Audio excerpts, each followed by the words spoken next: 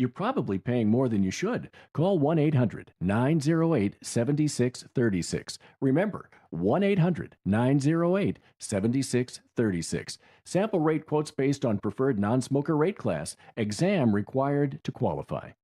Do you have over $10,000 in credit card debt? The stress from excessive credit card debt can ruin your life. Collection calls, sleepless nights. If you're feeling the financial impact with unprecedented economic challenges, DebtBlue is here for you. DebtBlue uses secret programs that most credit card companies won't tell you about. They'll help you consolidate or settle your debts for a fraction of what you owe. With DebtBlue's Success Guarantee, you pay nothing unless your debt is reduced or completely resolved. There's no risk. The more you owe, the more DebtBlue can save you. See how easy it is to get started with free information. Let DebtBlue show you how 10 minutes could save you thousands. Call now.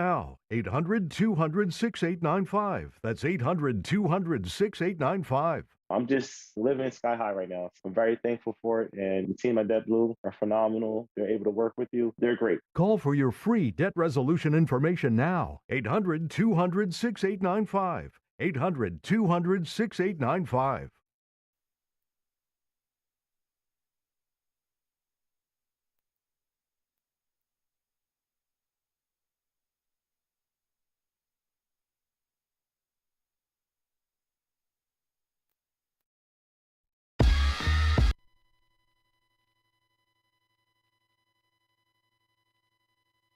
Is home for sports. It's Centex Sports Network and Infinity Sports.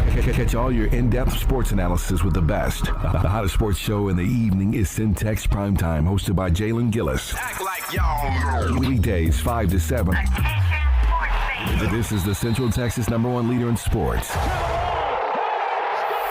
Centex Sports Network. That's right, sports fans. We can talk about sports. And Infinity Sports. Holy what is that? It's time to get in the game. You know what time it is. Tune in to Primetime Sports Talk with Jalen Gillis. To me, you are nothing. Your go-to source for breaking sports news in Central Texas and exclusive Dallas Cowboys coverage. Start it up, let's go. Catch us Monday through Thursday from 5 to 7 p.m. on the Centex Sports Network and Infinity Sports.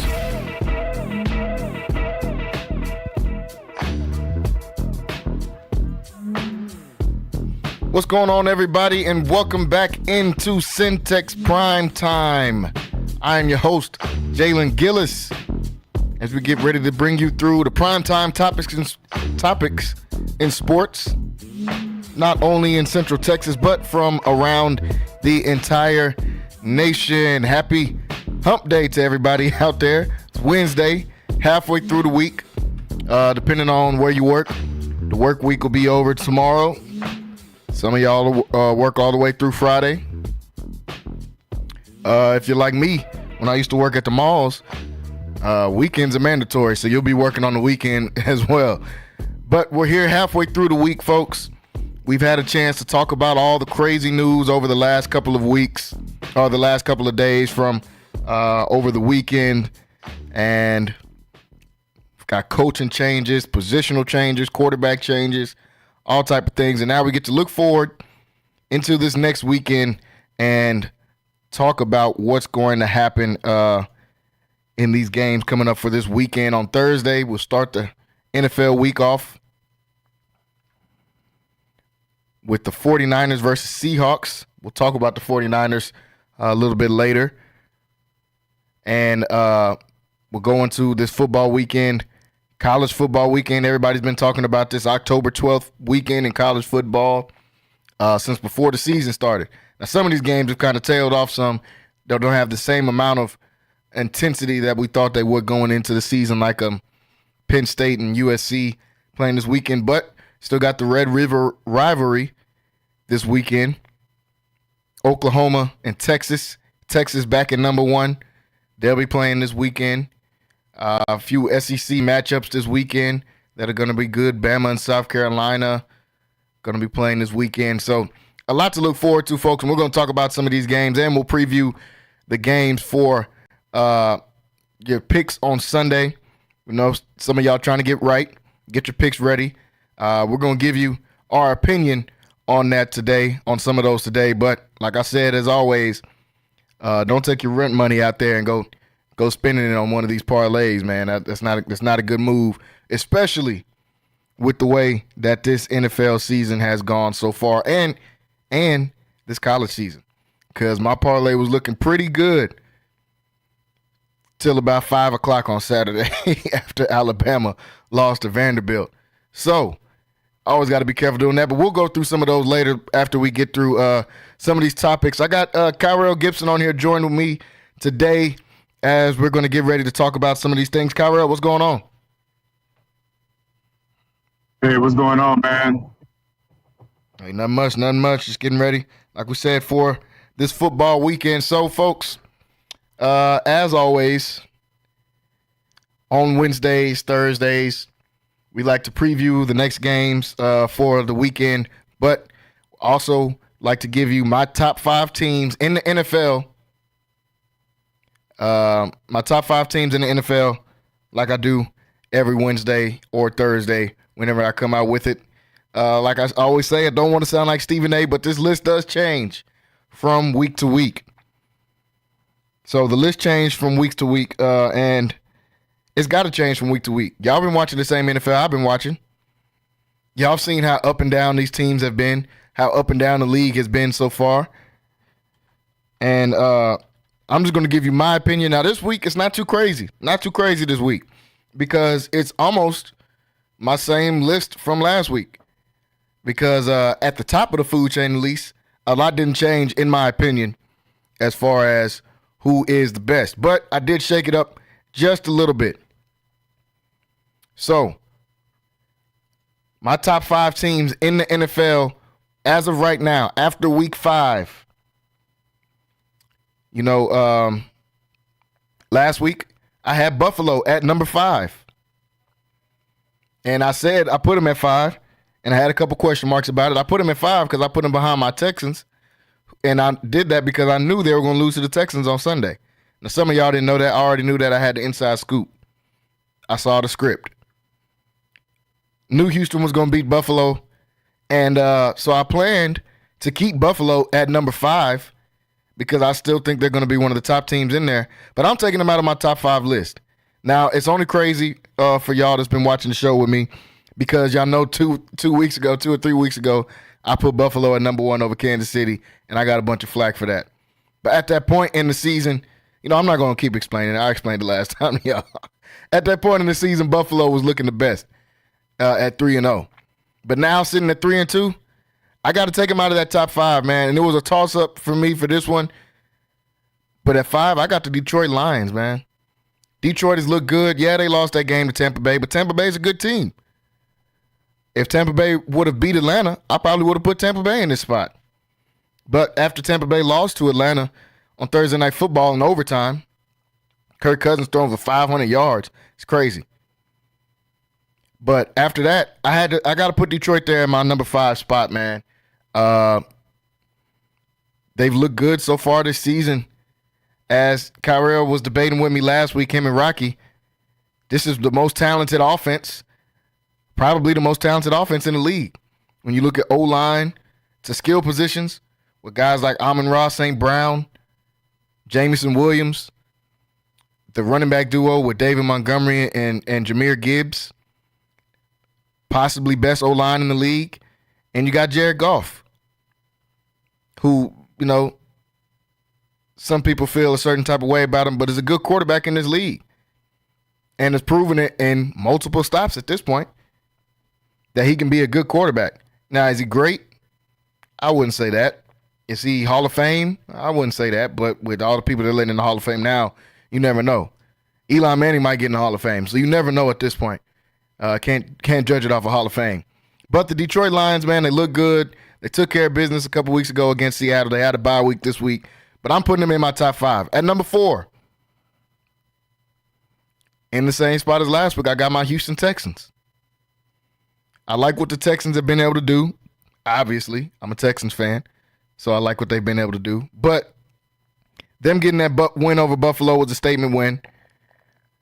Them being 4-1 and looking like one of the top teams in the AFC is a statement.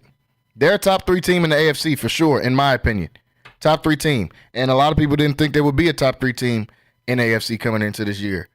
with, some people might have thought Cincinnati was going to look a certain type of way. Some people might have thought Buffalo was going to look a certain type of way. New York, Miami, that whole AFC East outside of the Patriots, they thought were going to be better. The whole AFC North, they thought would be better. But I got the Houston Texans at number 4, man. Very consistent team right now. I thought about moving them higher, but I didn't want to disrespect the other teams on the list here. At number 3, small tweak I made in my list from last week. At number 3, I've got the Minnesota Vikings. Now, last week I had them number 2, and they didn't lose a game. So you're wondering, why did they move down? I got them at number 3. Yeah, they're 5-0. They look like the best team in the NFC for right now. But that's for right now. They beat the Jets in London, but there was multiple opportunities for the Jets to win that game if the offense wasn't playing so terrible. And I know we're going to talk about the Jets a little bit later when we talk about that coach getting fired. But Sam Darnold came back to earth a little bit in that game against New York. Didn't look like the unbeatable Sam Darnold we've seen in the first few weeks. Looked like a pretty beatable Sam Darnold. Now, the team still won, and shout out to Sam Darnold. He's still doing his thing. But 14 for 31, 179 yards, no touchdowns, and a pick. Vikings could be trending down. And trending down for them could still mean 12 wins. But right now, they're 5-0. So you never know. That's why this list is week to week. At number 2, I got the Baltimore Ravens, man. I moved them up, even though Minnesota's got a better record than them, because of the way that Baltimore's looked. They were down by, 14 in that fourth quarter against a good quarterback and an offense that was already on fire. Lamar Jackson started doing Lamar Jackson things. He's 2-time MVP for a reason. He's my favorite player in the league for a reason. If it wasn't for Mahomes, I would say he's the best player in the league for a reason. Dude is unstoppable. When you put that with Derrick Henry, it's going to get scary. I know this Ravens defense can figure it out. Yeah, they got a young defensive coordinator in there. Shout out Zach Orr. Pretty sure he went to UNT. Shout out Zach Orr. He's a young guy in there. It's not Wink Martindale that they're used to having in there. It's not Rex Ryan. It's not Rex Ryan from back in the day that they're used to having. But I think their defense can get it together because they still have talent on the defense. But if their offense keeps going at the way that they're going, I'm telling y'all, it's going to be dangerous for everybody, including the Kansas City Chiefs. It's going to be dangerous if this defense can figure it out and this offense keeps going the way they're going. Baltimore is trending up in the right direction. They're the scariest team in the league right now, in my opinion. At number 1, though, can't disrespect greatness. Can't disrespect habits. Winning is a habit. And the Chiefs have a habit of doing that. They've been winners since 15's put that jersey on and stepped on the field as a starter in 2019. And they're still winners right now. Undefeated. One of the only 2 undefeated teams in the league left. They keep finding a way to win. They lose Rice. They lose Hollywood Brown. They lose Isaiah Pacheco. Okay, cool. We'll get Kareem Hunt off the streets. He gets 100 yards. We'll get Juju Smith-Schuster off the streets. He goes for 130. This team knows how to win. Winning is a habit, and you can't disrespect that. The Chiefs are number 1 until somebody knocks them off, and not just until they lose a game. They'll have to lose a few games for me to take them out of that number 1 spot for the rest of the season probably, man. Winning is a habit, like I said. This Chiefs team has done a great job of doing it, and can't disrespect that. So that's my top 5 list. I got Detroit at 5, Houston at 4, Vikings at 3, Baltimore at 2, Kansas City Chiefs at number 1. So, Kyrell, I come to you, man. Tell me where I'm tripping at in this list. Is this a decent list? What's going on here? Nah, the list is the same as mine, man. For the sake of argument, I'm gonna offer some pushback on 5 and 4. Okay. So you had Houston at 4 and Detroit at 5. I see Detroit kind of in that same mode of that I have Baltimore in right now. So it's all potential, right? Yep. They record not the best. It's just really what we see on the field and potential. We know if they get to clicking, they're a good team, but if they get to clicking, we think that they could easily be power ranked to the top spot. If you want to disrespect Kansas City, which I do. Yeah, man, I would flip those two. I'm very excited about how Houston's performing so far. They got a good win against the Bills. I'm telling you, if they played that game in the first half, or in the second half, how they played in the first half, I would have them higher, because that would be the same tier of winning that the Ravens did, because they were up 17. I'm pretty sure. Yep. Yeah. So if that was a complete game for them, I probably would have moved them up to 3 over Minnesota. So, this is how fickle my list is. But I'm going to put them behind the Lions solely because, this power record, I'm trying to think how they're going to perform going forward, right? Yeah. Nico Collins is on IR. Yep, out for 4 weeks. He was these first 4 weeks out this first quarter of the season, he's been the best receiver. I don't think anybody can argue with that. I mean, maybe I'll say Jettis. But Nico's easily been the most stats don't lie. Yeah, and he looks it too. He has the eye. Really no argument there, unless you just want to go off of the past year. But yeah, Nico's been the top dog. Alfred, he's gone. So I'm going to be one of those guys that deduct points going forward. So I'm going to have to put Houston at 5. We'll see what Stephon Diggs does going forward, but he can't keep his name out the news right now. But yeah, man, I think Allstate just dropped the album too. So you gonna diss Stephon Diggs in it? Yeah, man.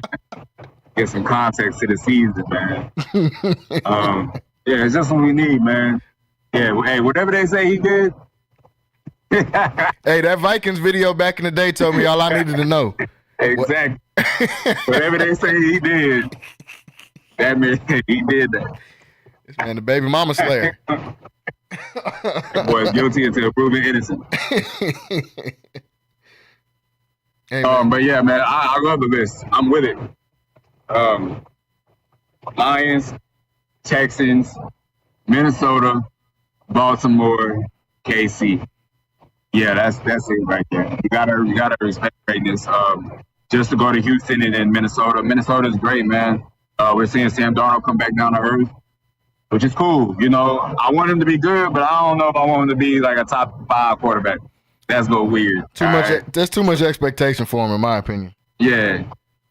So that's good, man. They're still flying high. They might have benefited from playing in London and the sales job Aaron Rodgers got going right now. But we're gonna talk about that later, I'm sure. Yeah, we're about to talk about that in a little bit. Baltimore, like you said, probably the most potential in the league, them and the Lions. If they click, if they figure it out, we don't know if anybody can stop them. They can win in multiple ways, passing, football, and with defense. So they're rightfully there where they are. That blowout over the Bills has them at 2, even though they have 2 losses.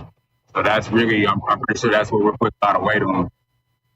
Houston as well, being in that top 5, along with the record. But Kansas City, man, they just keep knocking people up. And then the offense is the offense. It's Mahomes. It's Andy Reid. They're going to turn Kelsey on when they want to and turn them off when they don't want to. They don't need them, clearly. Yeah. Going forward, I started to think about dropping them. Qureshi Rice, I was worried about him, but looking at Monday night, I don't think it's going to be a problem, man. They just find another solution. We have no evidence to say that they're not going to find a solution for losing Racing Rice.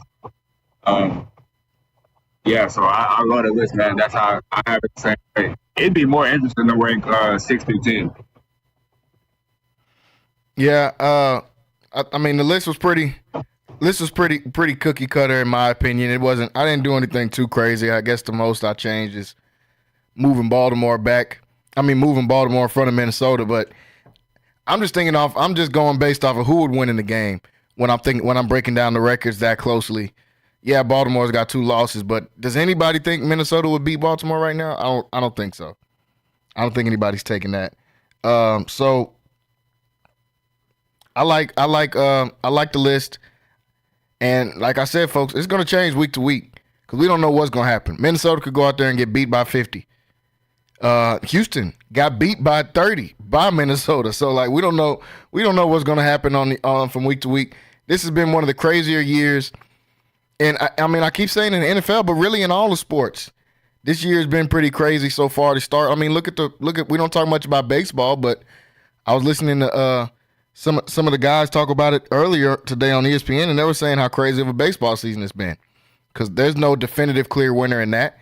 I know after this, I'm going to go home and watch, since my Astros on here. Y'all see I wore my Astros hat. I knew I was going to say something about baseball today, but my Astros ain't in it this year. I ain't going for the Yankees. I like and I want to see what's going on with this Padres and Dodgers thing, man. Tatis, he's a dog out there. He's been a dog for a few years, but man, I mean, he's for sure making his name even more. Not saying that he ain't been a star. He's been a star for a few years now, but his performance so far in these playoffs has been crazy, and then doing it against the Dodgers, back-to-back home runs. I got to go home tonight and see what's going to happen. Is he going to hit another home run?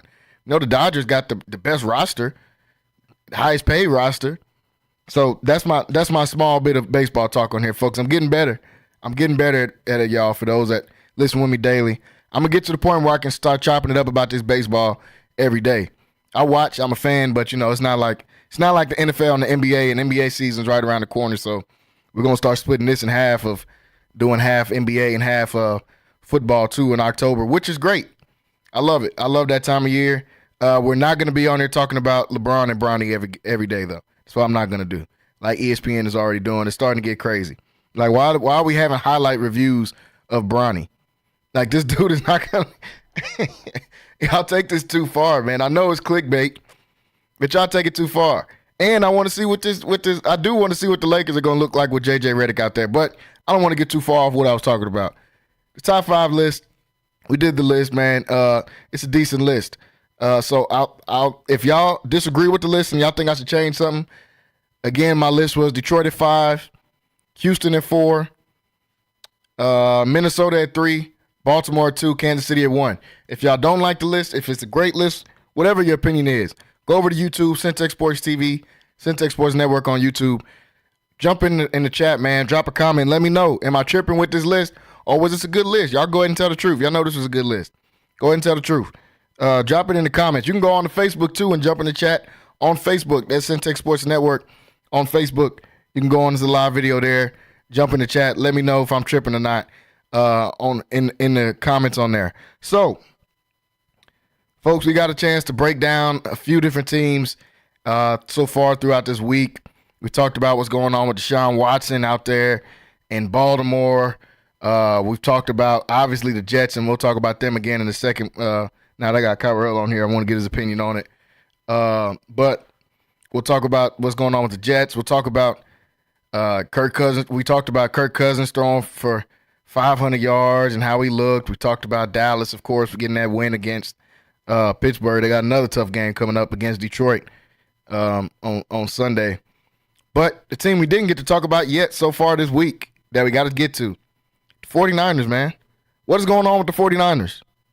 Now, we just did a top 5 list, and I waited to do the 49ers to add to the top 5 list because this is a team that's usually in it every single year almost since the same time that the Mahomes run started, which is the weird thing. The same time that the Mahomes run started at Kansas City, the 49ers run started, and they've been in the Super Bowl, NFC Championship, it seems like every year since that 2019 Super Bowl that they lost to Kansas City at the last seconds, really. In that one, because if Jimmy Garoppolo could throw the ball, they had Emmanuel Sanders wide open in the end zone. He just can't. He's just Jimmy Garoppolo. But they've been on the run for the same amount of time, and each week I'm just wondering, man, is this run getting ready to end? Have we finally seen the attrition of being good for this long? We know the injuries stricken every single year, and then they usually get healthy and make a run. Even when they were 8-8 a few years ago when the Rams won the Super Bowl, they still battled and went all the way back to the Super Bowl, to the NFC Championship game against the Rams. So they've been injury stricken once again, as usual. Christian McCaffrey has yet to play. Their best player on the team. They're 2-3. The problem is they're 2-3, and we're starting to see who Brock Purdy really is. Now, Brock Purdy's been put on this pedestal for the last couple of years. You know, it's a great story. Can't get a better story than that. Last pick in the draft to a Super Bowl quarterback. I mean, hey, there's no story better than that. But when some of these weapons go out, we saw it a little bit last year when they dropped 3 games in a row when McCaffrey and Debo and all them went out. Now that McCaffrey's been out, Debo and them have had some injuries, but Debo's been playing. George Kittle's been playing. Brandon Ayuk is playing. Brandon Ayuk finally had a good game on Sunday against the Cardinals. Looked like they were in control of that game. They were up 23-10 at halftime. But then they fell apart at the end. Turnover started to hit Brock Purdy. He goes 19 for 35, 244 yards, a touchdown, and 2 picks, 29 QBR. Jordan Mason is still doing his job at the running back spot, 14 for 89. Can't be mad at that. He wasn't expected. This was an undrafted free agent. He wasn't expected to come in here and do something crazy.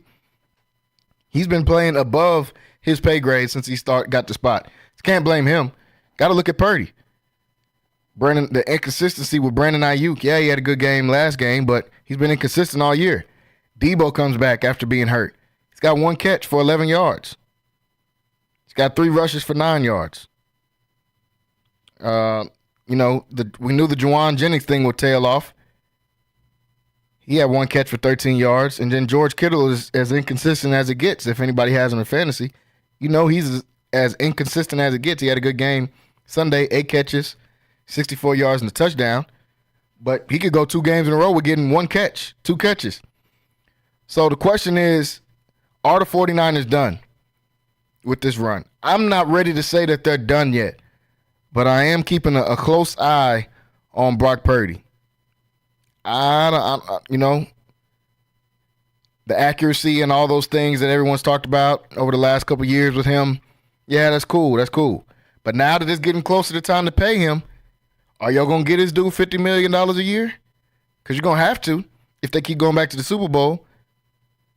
But do you want to make that type of investment? We're seeing what's happening around the league. Trevor Lawrence got $55 million. He can't win you games, even though I don't think it's Trevor Lawrence's fault what's going on in Jacksonville. He is a part of it. But some people saying that he sucks and all this kind of, come on, man, y'all crazy. Trevor Lawrence is still nice. He just might not be as nice as what we thought. Y'all was calling him a generational. They was calling him Andrew Luck when he came out of college. That's crazy. He was never that good in my opinion, but he is good at football. But you see what's going on there? You giving somebody $55 million and he can't get you over the hump. The up and downness, it's not a word, but I made it a word, that we've seen in Dallas. The inconsistency we've seen in Dallas. How about that? Because you gave Dak $60 million and CD $40, and that's $100 million on just 2 guys right there. Do San Francisco want to put themselves in the same situation, even though they've been winning? This entire run has been without an elite quarterback. They've been on the run for 5 or 6 years without an elite quarterback, with Jimmy G in there, with Brock Purdy in there, with sometimes Trey Lance in there, who we know should not be a quarterback in the league based off of what we've seen over these last few years, especially in this year in preseason. So them being able to have success with those guys, do you throw that all away to give Brock Purdy $50 million and then go into it? So they got a lot of decisions to make. Yeah, they paid Brandon Ayuk, but Debo's deal is up next year. Do you let Debo walk and say we're going to get the money to Brock Purdy? How far is that going to get you? Christian McCaffrey's injuries are back. They're back. This is what happened to him early in his career, and they're back. So I don't know, man. This is a tough deal with the 49ers. They're 2-3. Do I think they can turn it around this season? Yeah. But the question is, are they done with the run that they've been on for the last almost 5 or 6 years? So, Kyra, what do you think about this, man? Are the 49ers done? Is this run that we've seen with their greatness over with? Yeah. Okay. Straight like that. Nah, I don't know, man. I think what we're seeing right now is, and might be the reason Sam Darnold's playing good this year, you know. I'm going to heap some more praise to Brian Flores. Yeah. You know, he put it on film. This guy, he's had 2 good games, really, man. I think one of them was the Jets and the other one was the Rams right after playing Minnesota. But ever since then, man, this dude been hovering around 50% completion percentage.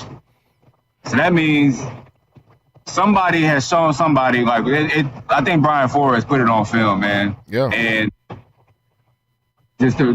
I don't know if we're going to continue to see that, but I believe so. Like, that's a drastic drop, you know.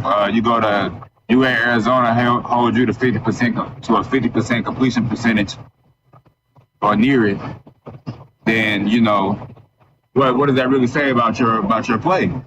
Is Christian McCaffrey really the key to Brock Purdy? You know, you need that guy to have this guy. I'm not sure, but it does look like that he may have been figured out, and that's just what the stats are telling me right now. Because these last 2 weeks, man, he hasn't put together much as a quarterback, you know. Yeah. And I'm looking at this going forward.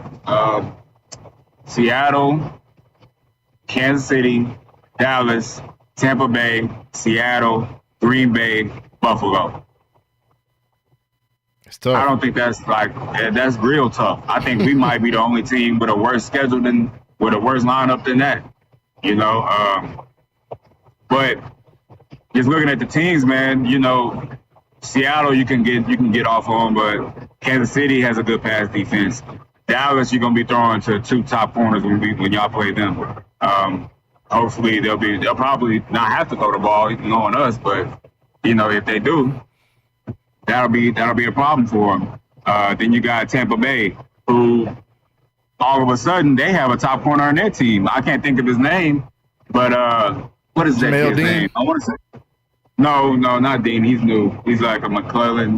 Zach McCullum, the dude from Sam Houston. Yeah. Man, that dude he's balling. Yeah. He's hooping. He is hooping. He dropped a pick last week.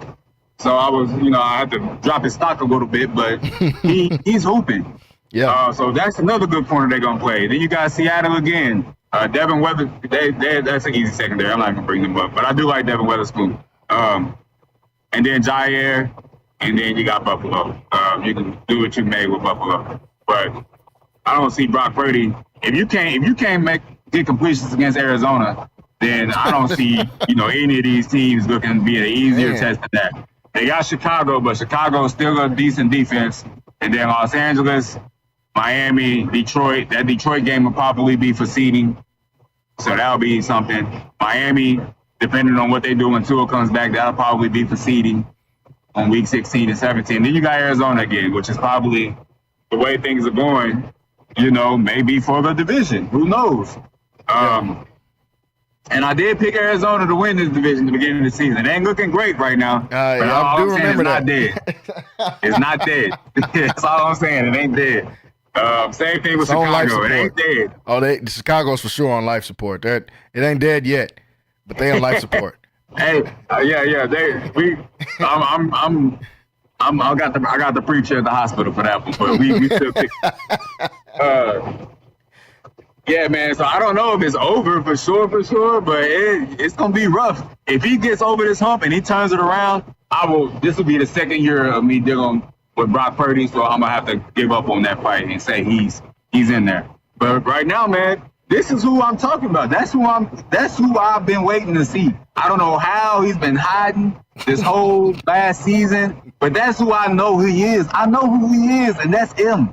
I think Christian McCaffrey in this run, I mean, I don't know, because Mason is still getting his yards. Yeah. But I think really what it is Brian Flores or somebody this year has put it on film to like, oh, to make these defenses like the light go off. I know New England has a good defense, but I don't care nobody. Arizona ain't got that, man.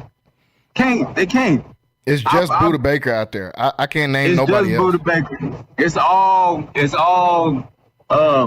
I don't even know what to call it. I call it little giant syndrome. You know, they bad, but you know, today's they day. You know, yeah, man. I'm gonna go out and if I have to pick a either or, I'm gonna say they're done. Just because I will never believe in Brock Purdy until I'm forced not to or forced to.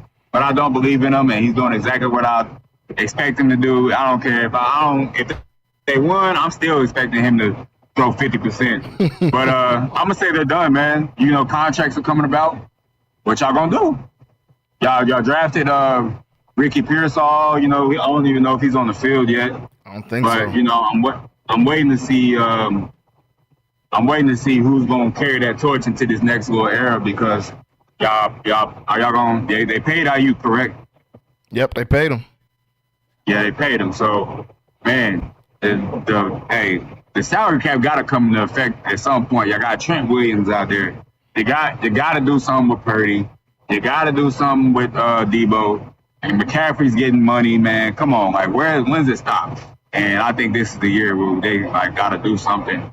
I seen some guys call out Shanahan talking about he coaching like his dad in the stands.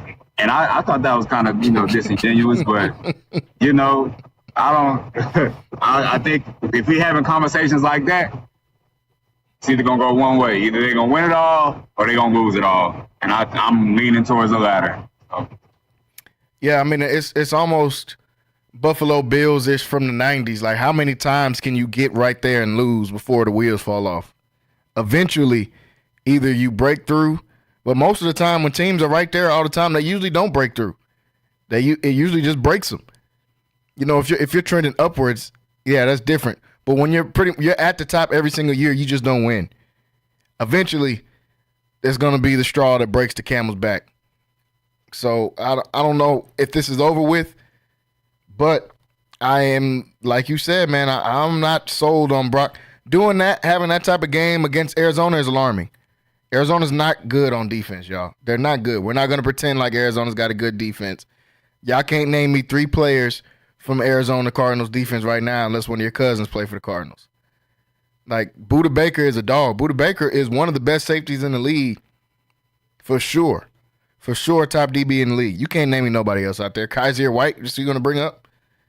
Like, come on, y'all. Like, it's you can't do that against them because, especially when you got a murderous row ahead of you with the games that the 49ers got to play. So keep my eye on this 49ers team, man, and what they're doing throughout the rest of the season. We got to get to a quick break, folks.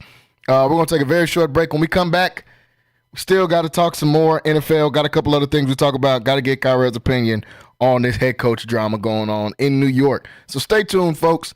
Stay right here on Centex Primetime. You're watching on YouTube, Centex Sports Network, listening on Infinity Sports Radio, Central Texas. We will be right back. For something new and unforgettable in Waco? Come to the Blazing Asian, where authentic Cambodian flavors meet creative culinary flair. Voted People's Choice as Waco's #1 Asian restaurant since 2019 by both the Wacoan Magazine and the Waco Tribune Herald. Located inside the popular Union Hall on 8th and Franklin, we're serving up family recipes with a twist. Blazing Asian egg rolls are rolled fresh daily, and their sauces or marinades are made in-house with love. Stop by today. Located inside the popular Union Hall on 8th and Franklin. And for Baylor students, enjoy 10% off with your student ID. Central Texas home for sports. It's Centex Sports Network and Infinity Sports. Catch all your in-depth sports analysis with the best. The hottest sports show in the evening is Centex Primetime, hosted by Jalen Gillis. Act like y'all. Weekdays 5 to 7. This is the Central Texas #1 leader in sports. Centex Sports Network. That's right, sports fans. We can talk about sports. And Infinity Sports. NSJ Event Co., one of the premier event designers in Central Texas and a Centex Sports Network supporter. Voted Waco Awards Event Planner of the Year 2021, NSJ Event Co. is your go-to source for event planning. Whether it's your next baby shower, birthday bash, wedding, or retirement party, NSJ Event Co. will bring out the elegance, class, and style your event deserves. Call NSJ Event Co. at the number on the screen or scan the QR code to schedule a free consultation. NSJ Event Co., where the party lady takes care of all your event needs.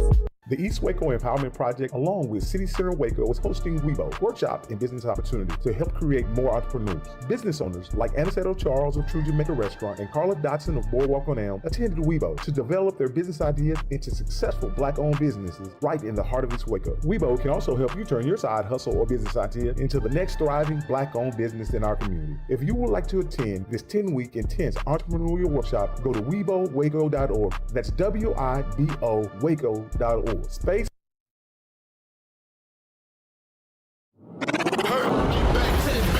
This is live from the Centex Sports Network and Infinity Sports Studios. That's right, sports fans. About to show these boys how we do it. You ready?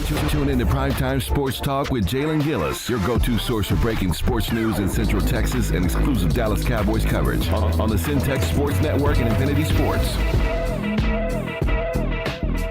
What's going on, everybody? Welcome back into Centex Primetime. I am Jalen Gillis, here to bring you through the primetime topics in sports, not only in the Central Texas area, but from all around the nation.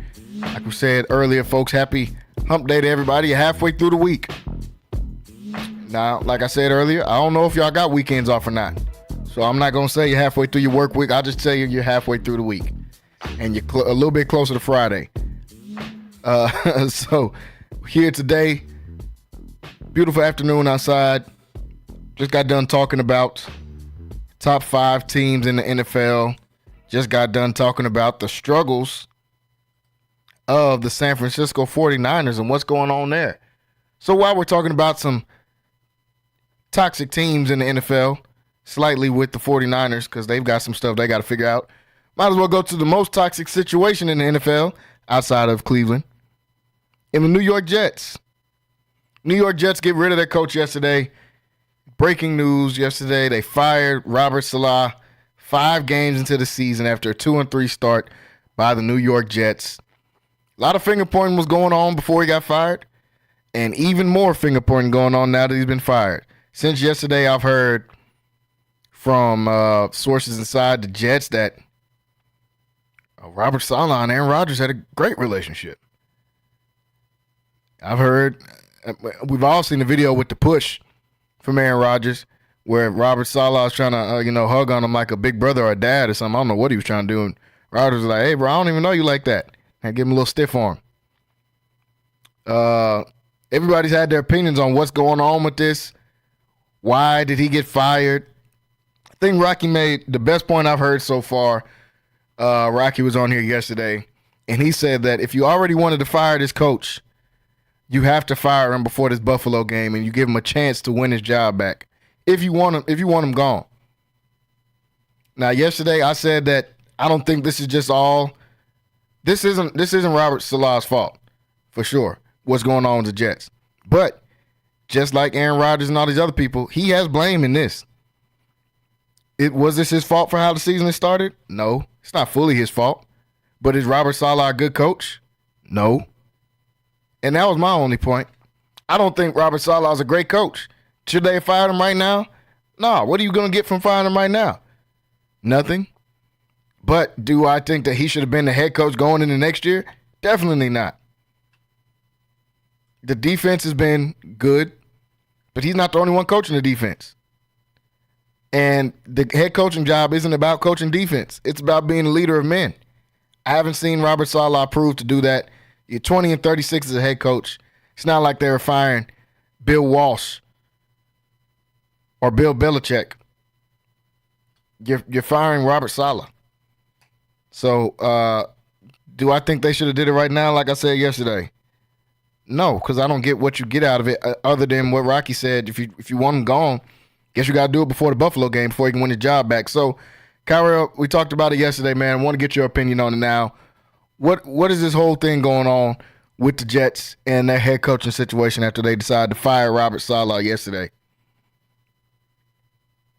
Yeah, man, it's tomfoolery. What's going on there? A lot of it got to do with Woody Johnson and Aaron Rodgers. Just their relationship. The inception of that relationship has cost the Jets. Is going to cost the Jets even more progression.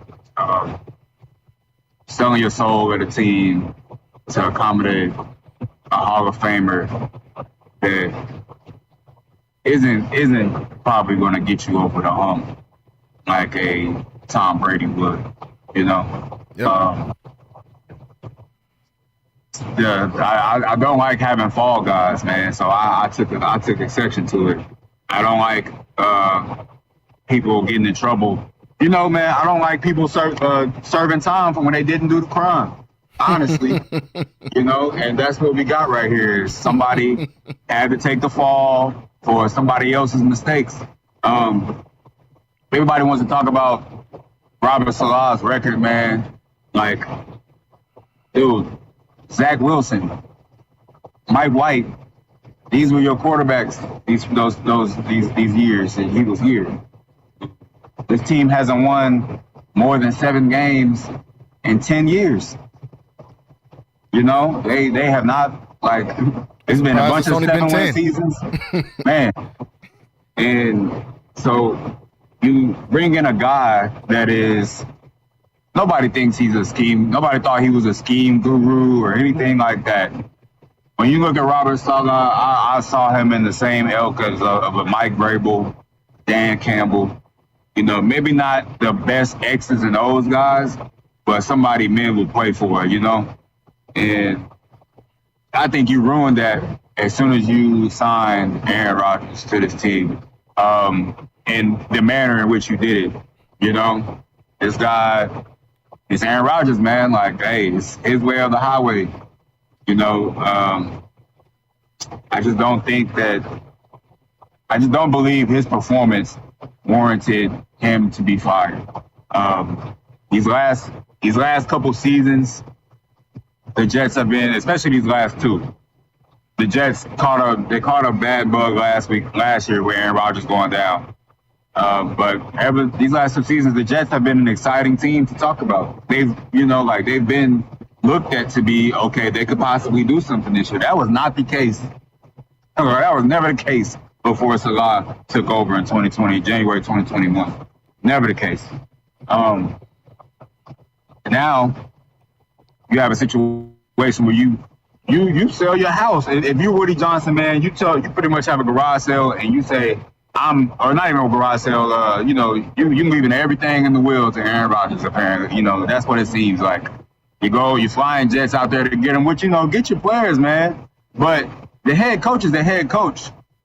You get this guy who's already, I'm gonna call him Q Aaron. You know, not Q. No, we don't call him Q Aaron. That's what he like to talk about, man, for some reason. But you got him out there. First thing he do is tell you he's not coming to mandatory training camp. Well, there goes your culture. As a man, right, that has to listen to another grown man, if I watch another grown man tell you, pretty much punk you, tell you I'm not finna do something that everybody else got to do, my respect for you is gone, because you should have slapped him. It's mandatory. What you mean you're not going to be here? So as soon as that happened, he lost his team, man. That culture that we seeing, because that's what's really wrong with the Jets. They have talent, but they ain't got the culture. Well, that culture got shotgunned out the sky as soon as Aaron Rodgers got on his team talking about he's not going to mandatory OTAs or whatever it was. But so boom. That's all you got as a Robert Saleh head coach. You're a good defensive coach. Was a good defensive coach with the 49ers, but I'm thinking you're more like a leader of men, disciplined, not really. That's what I'm kind of seeing, just a rah-rah guy. But that's okay, though, because those coaches like that can be successful. Yeah, man. And then just to have the last 2 seasons were the last 2 seasons, right? Nothing has happened so far this year to where you should fire him based off his skills, expertise, and what he brings to the team. The defense is okay. They're not the world beaters they were 2 years ago. They regressed last year, but they were still okay. Like 2 years ago, this was probably like a top 5 defense. You know, just talent-wise, I'm not sure numbers, but we could probably consider the Jets to have a very good defense 2 years ago and a good defense these last 2 years. That has not changed. That has not changed. They're still okay. They've given up 23 points all season. That's the most they've given up. This is still a good defense. And the only problems have come from the offensive production. Aaron Rodgers and Nathaniel Hackett, who is not a good coach, shouldn't be in the league. Terrible. But he has a job because he smokes with Aaron Rodgers. And it's crazy. And this guy gets to, I don't know, I can't remember if they got rid of him or not, but it looks like they kept him from last time I checked. You hand the keys over to Aaron Rodgers and Nathaniel Hackett, and the offense looks bad, right? The defense looks okay. You know, people say he's not coaching the defense, but he's still a defensive coach. I hired him from a defensive coach, so I'm gonna give him credit for it because that's his expertise. He's not an offensive coach. I don't think anybody ever said he was. So I'm pretty sure the keys are in the offensive are in Aaron Rodgers and Nathaniel Hackett's hands, and they don't get nothing. Aaron Rodgers makes a call to Woody Johnson. They pour some whiskey and talk about how bad he played, and Woody Johnson gets off the phone and says, "You know what? You're right, Aaron. This is Salah's fault. You're playing so bad." You don't tell that man. You don't get that man no type of notice, right? He's in there on Monday morning doing his job. Woody Johnson walks down to his office with security and doesn't let him address the team. Nothing. Walks him out. With security. Insecurity. Like he did something to y'all. Yeah. Like that's what that. And I'm just like, I'm listening to Aaron Rodgers on Pat McAfee's show, and just no mention. I know you did it. I know it was you. It's you. It's you. You're not finna sit up here and act like you was all innocent. You're not finna bring in your own, best buddy, from how high. I don't know what you got going on, man, but you got this guy on this team. The offense looks terrible. You threw 3 picks. If you want to talk about the Stephon Gilmore pick and how that was probably a receiver play, cool. The man threw the ball right to Alex Van Ginkel, and they almost got stuck in his face mask. That's on him. That's on him. He's tripping. Nathaniel Hackett is tripping. He's terrible. Woody Johnson is tripping. How do you let a man come in and end your culture? You're trending up culture. That's what happened. This is football. All those little things matter. You cannot have the leader of your football team skip minicamp OTAs. That is not a thing. Quarterbacks do not skip that stuff. They don't. They don't. Like they literally don't. Could you imagine like a voluntary or involuntary, any type of workout for your quarterback, and he's not there in the offseason? That's blasphemy. If anybody's gonna be there, it's gonna be the quarterback. I don't care who you are. If you're Aaron Rodgers. But the thing is, man, we don't fell in love, and we're so romanticized with the Aaron Rodgers of old, and he's still like probably the top 3 most accurate quarterbacks in the league. But that man's legs is what he was. He's a great arm talent, but his man, that was crazy. But his mobility is how he made his money, man. Golly. But it's still just ridiculous to bank your whole franchise on a guy who's more than likely addicted to something that he shouldn't be. Like he's been acting a fool these last couple of years. A plumb fool. And we gonna fire Salah? We got people out here claiming that he was a problem. Oh yeah, he was whatever 26, whatever his losing record was. 20 and 36. Where is Zach Wilson? Where is Mike White? Where are these dudes at? That's why they was that. Okay, that's why this defense was good. He's a defensive coach. When you do that, when you hire a guy like that, you go get an OC that knows. You go get a Kyle Shanahan. You got Dan Quinn, you get Kyle Shanahan, right? You get a good OC, not a failed man. Come on, dude. Like can we please put it together? I'm not going to talk about what the other reasons I think what they got going on, but I think it's some very, very, very insidious, under the table, crazy. Just I don't know, troll under the bridge type stuff going on with this situation. Y'all torpedoed this man's team, literally, by letting Aaron Rodgers be Aaron Rodgers. Woody Johnson, this is on you. Aaron Rodgers, this is on you. I know you don't care, because you're you, but you cost this man that job. He tried to give you a hug and you pushed him. Who are you? Whatever. I'm Hall of Famer Aaron Rodgers. Like, don't hug me. Boy, I'm pretty sure, bro, Robert Saleh could probably Batista bomb Aaron Rodgers right now, bro. They just wanted to go at it, that's man. Why they had security. We're not going to get into that. Yeah, that's why they had security. Because that brown man was scaring them. That's what it was. That brown man was scaring them. They went and got security else, man. You got to get up out of here. We're firing you.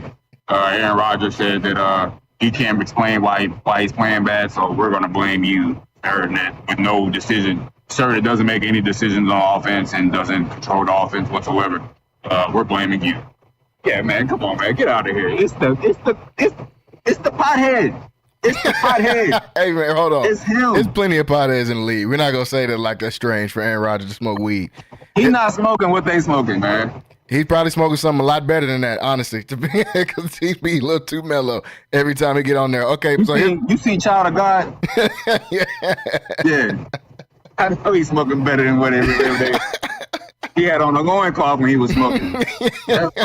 He was probably in one of them dark rooms he'd be going to where he said they don't get sunlight for 3 days.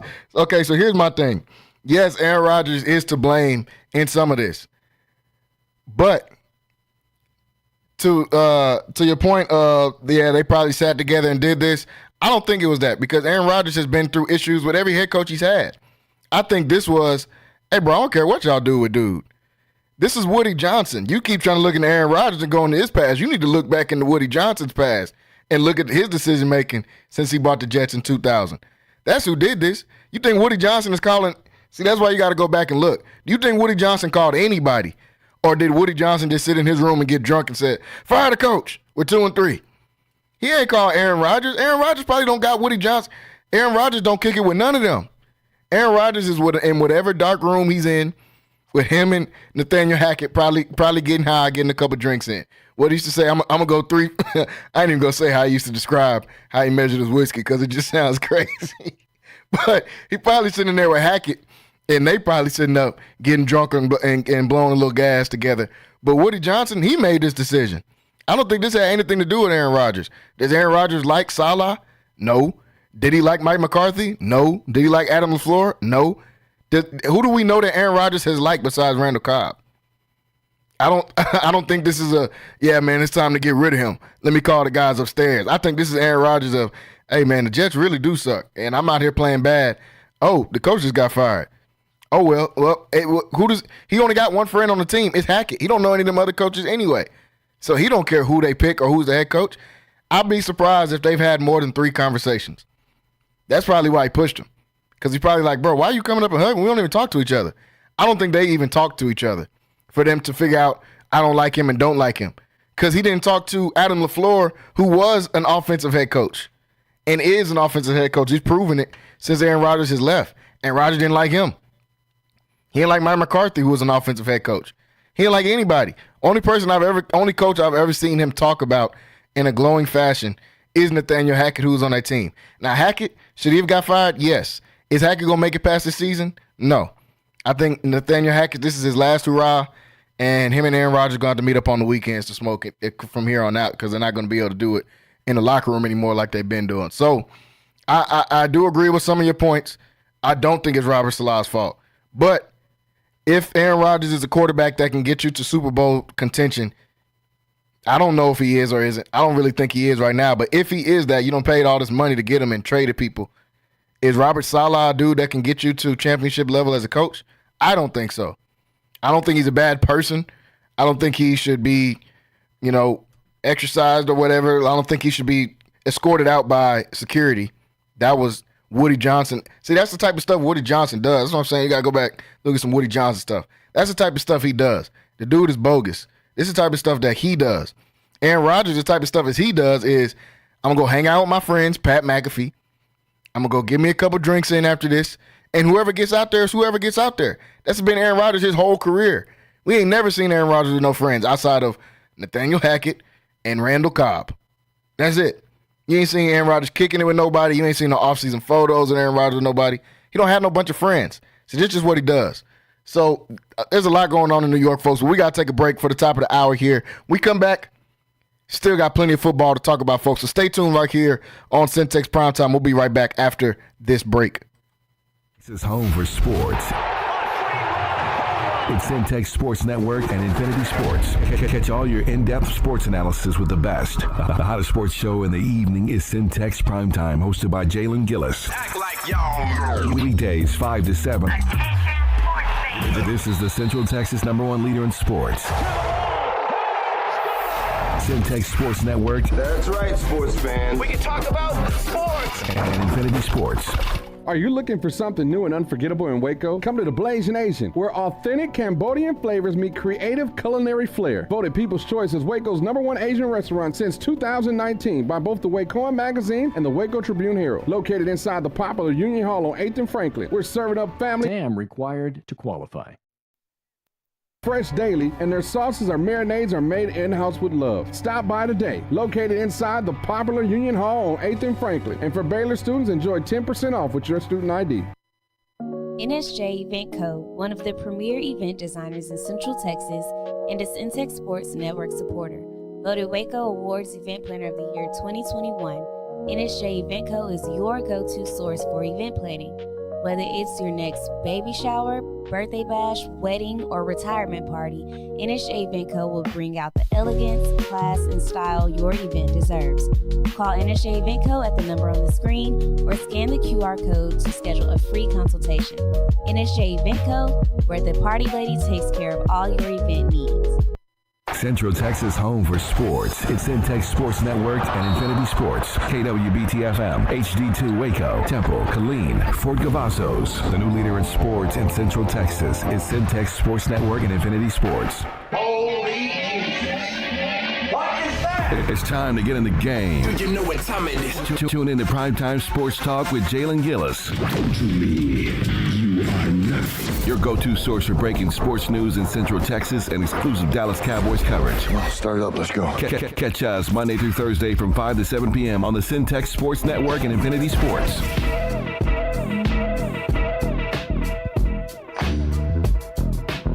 Welcome back, everybody. Hour number 2 here on Centex Prime Time. Hope everybody is having a great Wednesday here today. Some of you guys just getting off of work, tuning in with us. Want to thank you guys that's been watching with us so far today and throughout this entire week. For those of you that aren't subscribed, make sure you go over to YouTube, Centex Sports TV on YouTube or Centex Sports Network on YouTube. Go over there and check us out. Subscribe. Hit that bell on there so you can get notified every time that we decide to go live. Also, if you want to be able to listen to this content on Infinity Sports Radio, Central Texas, from wherever you're at, whether you're in your car, at the house, at work, go over to, on your phone, you can download the app, Centex Sports One, the app on the Google Play Store or on the Apple Store. So make sure you guys go over there and do that. Once again, thank you guys, as always.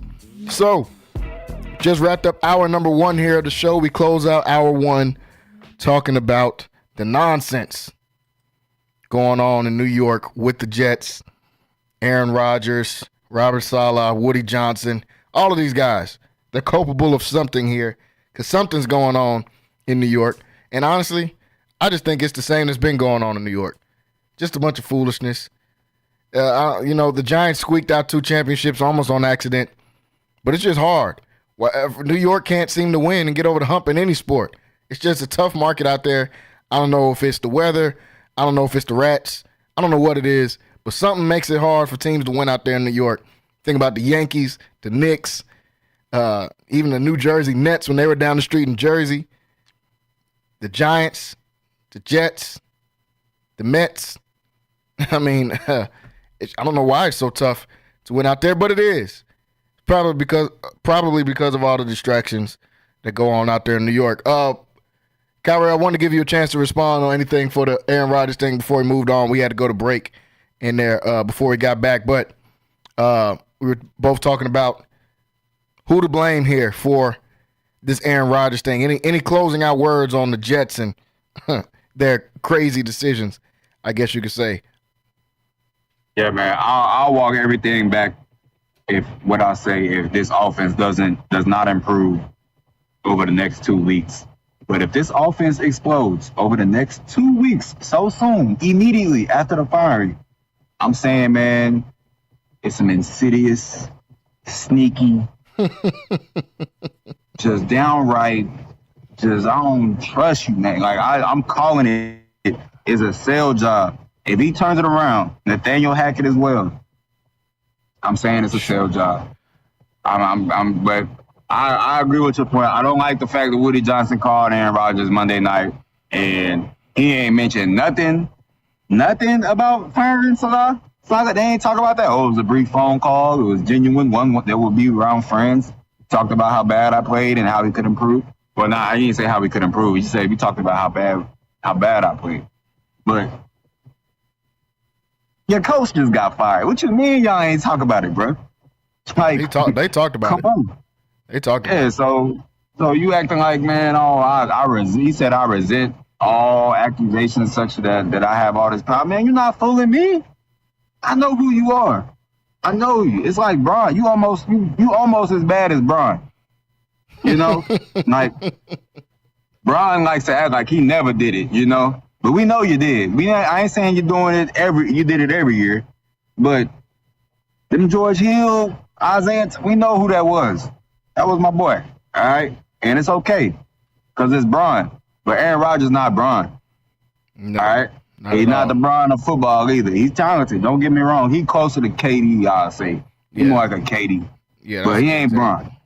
And I'm not doing that for KD, to be honest with you. Be real. So in two players in the history to get that kind of pull. Because I'm not even, I guess 3. But that's just to satisfy y'all Kobe stands that I don't feel like arguing with y'all. But yeah, man. But Aaron Rodgers, yeah, that's my litmus test, man. That's my if that happens, I'm going full steam ahead on this whole idea. But yeah, that's it for me. I can agree to a point. If maybe one, I don't think that he's throwing games. 2, Nathaniel Hackett can't get better. There ain't no get better for him. He's who he is. He's already shown that he's just terrible. He's just not good at anything that has to do with football. He might be good at something else. It's just not football. And then maybe I can see your point if they improve and they're just a great offense the rest of the year, but they're going to have multiple games where they're good. They're not going to look like this the whole time. They still got Aaron Rodgers. Yeah, he does too much and all of this stuff, but it's still Aaron Rodgers. Like, at the end of the day, it's still Aaron Rodgers. He's 4-time MVP. So, yes, he's going to have games where they play good this season. Will it be all the time? Probably not. If I had to put my money on it, probably not, because they still got Nathaniel Hackett calling plays, and he's shown that he's really not good at anything to do with football, honestly. From his Denver days till right now, it's shown that he's really not that guy. So, folks, here we are, hour number 2. Want to do some quick takes before we start picking these games and go through the list of games this weekend as we look towards the NFL schedule, man, and try to help you guys out on some of your picks. Want to do a couple quick takes before we get to that, though. Speaking of just horribly run organizations, as we're talking about the Jets, Carolina Panthers, they've been in the headlines every week, it seems like, for everything to do with not winning. Last week, they go out there, lose another game. What's new? That's not shocking. What is shocking is, as they're losing the game, I think a couple more linemen got hurt to an already depleted offensive line as they're playing the Chicago Bears. Shout out Caleb Williams. He is starting to come around a little bit, even though it was the Panthers. Just when he's supposed to look good. But hopefully the rookie's starting to get his feet under him there and starting to pick things up. On the other side there with the Carolina Panthers, offensive line's getting hurt more. Andy Dalton's in there, just being Andy Dalton. Just regular Andy Dalton, 139 yards, 136 yards, 18 for 28 in the pick. No touchdowns. That's regular Andy Dalton stuff. But as the game starts to slip away from them, they're getting blown out. More offensive linemen get hurt. They decide to take Andy Dalton out of the game because they wanted to protect Andy Dalton because the O-line was getting hurt. So they stick in the young, fragile quarterback who's not only slight in stature, but also, at this point, a fragile psyche with how the Carolina Panthers have treated him so far this year, so far in these 2 years. You take out your 30-something-year-old quarterback that you know is not going to do anything to put the young dude in to get hit. So now after you've already crushed all confidence from Bryce Young, you bench him for Andy Dalton for no reason. He's been getting hit repeatedly. And you put him back in to get hit more in the middle of a blowout. This is insane. I don't even know what to say about the Panthers. I think that Tepper needs to sell the team, which he's not going to. I can't tell a bunch of billionaires to do with their money. He ain't going to do that. But he's so toxic in the things that he's done over the last few years. The Panthers have no shot of doing anything successful. I don't even like the way that they handled the Cam Newton thing. So it started there for me. I don't even like how they did Cam Newton. Everybody thinks that Cam Newton just fell off and was terrible. Man, he got signed to the Patriots a week before the season started, and it had Josh McDaniels as the offensive coach. As we saw, that didn't work for anybody after Cam Newton. But they blamed it on Cam. He's just the worst quarterback ever. His best receiver was N'Keal Harry, too. Like, come on, y'all. But with the Panthers, man, this is ridiculous. You put Bryce Young out there to just be a punching bag, pretty much. It's pretty crazy to see in real time. Calvert, what do you think about this situation with the Panthers? It's pretty wild. Yeah, they tried to kill my boy, man. I don't like it. Not one bit. Just an inept organization. Head coach is full of it, too. Why? That's your number one pick, man. You're trying to... Like, what benefit do you have to him getting out there and getting killed or playing that team? He made one good throw. Cool. But I don't know. I just don't understand it. And I can't really I want to defend Bryce Young super heavily, but, the way he put on film was just egregious this year. It's terrible. But I still don't like it. Why, man? Like, why? Like, this is, once teams are acting like this and doing things like this, my first thing, I want to start some new bids for some new teams.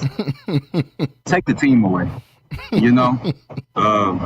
I ain't want to give the Jay-Z or they don't know what happened with that, but I don't like them no more, man. Like, what are y'all doing? That kid, I was watching one of them little edits, man, CJ Stroud and Bryce Young. It's just a sad thing, man. Yeah, it is. They were supposed to run the table together, man. Bryce in the NFC, CJ in AFC, but one of them went to the Panthers. Y'all done got that man girlfriend took. Y'all want to protect them. Like, it ain't even like, come on, man. It's Tyrese Maxey at that. That's nasty. Like, that ain't even. That's crazy. That's ego shattering work right there, man. So, I don't know what they do about this situation. Like, I'm all for it though, because I want the Cowboys to trade for Deontay Johnson. So I'm all for it. Let it get worse. Let's start the turmoil. Let's start the problems. They ain't got much longer. When's the trade deadline? Yeah. They ain't got much longer. They better hurry up and do it. Week 8. You got 2 weeks, man. You got 2 weeks. That ain't a bad move, though. Deontay, nice. I'm scared. It's cheap, We don't need a number one. We just need somebody to be a T. Higgins, Like, so Jamar, because Jamar, boy, it's like, man, that's a football player right there. Single coverage, boy, it's crazy. He should never see single coverage. And if he do, it's over with. He barely does. And when he does, it's 200 yards. I don't know. Yeah, it's crazy. But I don't know, man. I don't even know why. Why are we talking about the Panthers? Like, this might be the last time I talk about it because it really ain't. Yeah, right. What else could they do at this point? I was never going to talk about him again because the thing with Bryce Young, but then you stick him in just to be a punching bag. That's crazy. What else could they do at this point? Trade him. Just trade him. Yeah. What you waiting for? You saw it's been 2 years now. You already ruined the kid. You're trying to kill him. Just trade him, get something for him because you obviously don't like him. Right? You don't want to see him. You don't want to see him get better. No. You know? What you gonna do? Run it back with him next year? No, man, trade him. You clearly don't like the kid. Clearly. You know? Clearly don't believe in him. Let him go. Get something for him. Ride it out with Andy Dalton this year. And then draft Cam Ward. Who knows? Ruin another quarterback. But please don't draft him. Get Carson Beck or something. Yeah. Man. That dude. All right, I ain't even get started on Carson Beck. Shout out to him, man. It's all good. So Bryce Young, I don't know what to do with that situation. Like I said, hopefully this is the last time I talk about the Panthers this year. They're not going to win any games. Unless somebody on the organization like shoots Bryce Young or something, I don't think we should talk about them anymore. That's all left they could do. At this point, somebody just got to steal off on him in the locker room, like, because y'all done everything else you could do to this dude as a quarterback. So, I would say I look forward to see how this situation going to go there, but I'm not going to watch any Panthers games. I forced myself to watch the highlights this week just because I wanted to see Bryce Young, what happened when he got in the game. And I wanted to see Caleb Williams, how he's looking in this offense. So that's the only reason I watched it. But hopefully we don't talk about the Carolina Panthers anymore honestly, for the rest of the season. But since we were just talking, you said who? Said good grief. Yeah, it's bad. It's bad. Hopefully we never got to. Like my stomach hurt. Just Panthers. I'll be forgetting their team. It don't cross my mind because I forget that they're an organization until somebody. Bryce Young, I'm like, oh, there is a team in Carolina. I just thought it was UNC out there. I didn't think it was nothing else out there. Exactly. Every time I see them on the docket for NFL scheduling, I just get mad. I'm like, man, man, they exist. Yeah. Don't force me to watch this. Yes. Whatever team, especially last year when they played, I didn't even watch. I'm a diehard Cowboys fan. I did not watch that game just because we were playing the Panthers. You get a week off. Did not want to see it. It's boring. It's boring. I don't care. Ugh. Yeah, it's bad, man. So shout out to Bryce Young. Hopefully you figure something out. At least go get you another girl out there. It's North Carolina, man. You find something. You ain't got to be getting bullied by Tyrese Maxey. I mean, out of all the people, that's crazy. That's really nasty work that you. I'm not gonna stay on that. Took her in a month, man. She walked into training camp with that dude, man. And a month later, courtside. Come on, dude. You got to get on a Drake feature or something. I don't know. But actually, because he losing too. I don't know where Tyrese got that bag. It ain't that confusing. Tyrese got a bag. Woo! Man, NBA money. And he was hanging out with James Harden for a season. So he might know a little something. So he's been he know how to spend some money now. You hang out with James Harden, you gonna know how to what you think I was saying?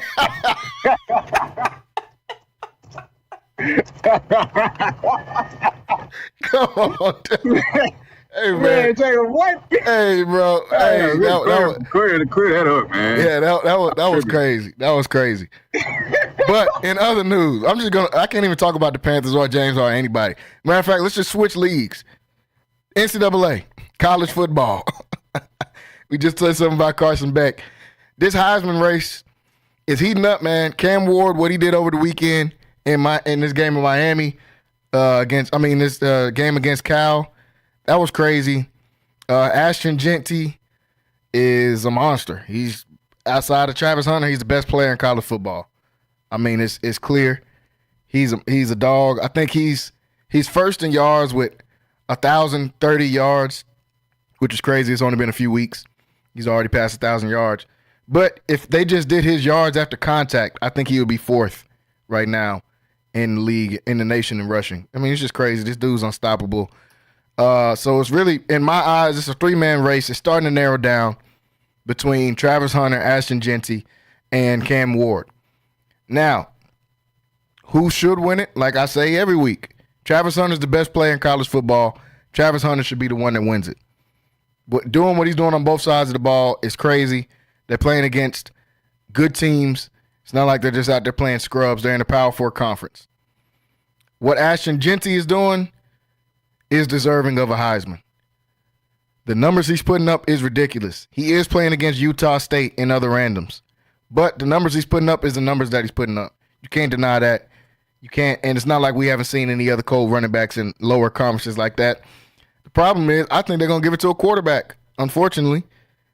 But if they do, it'll be Cam Ward. Cam Ward, unless he has a drop-off, that could change, especially with the quarterbacks he could change, because they can have 2 or 3 bad games, and we look at this thing completely different. But as of right now, I don't think they're going to give it to Travis. I don't think they like Prime. I don't think they like Colorado, and I don't think he's going to have enough touchdowns for them to warrant to give it to him, even though what he's doing is way harder than what anybody else in college football is doing. Ashton Jeanty plays at Boise State. They're going to penalize him for that. I think right now the front runner is probably Cam Ward after what he just did this past weekend. It was pretty crazy. He's been consistent. He's leading the nation in yards. I'd have to go Cam Ward as my front runner as of right now for the Heisman. Kyra, what's your thoughts on this Heisman race going on in college football right now? Who should be the front runners for this award? And the Heisman is going to Idaho, Boise, Idaho. I ain't mad at that. Look, Travis Hunter, I was pulling for him, man. This dude might rush for 3,000 yards. I'm not even joking. Like, he already over 1,000 in 4 games, man. And if they didn't pull him at halftime, he might have 1,500 already in 2 of them games.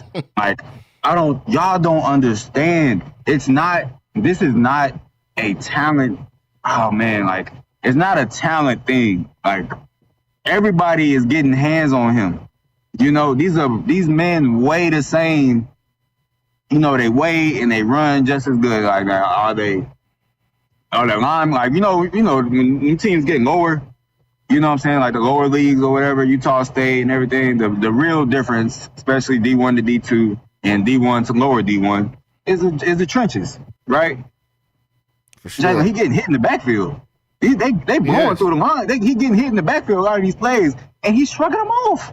Like, this is ridiculous. I'm like, I have all the love in the world for 2005 Reggie Bush.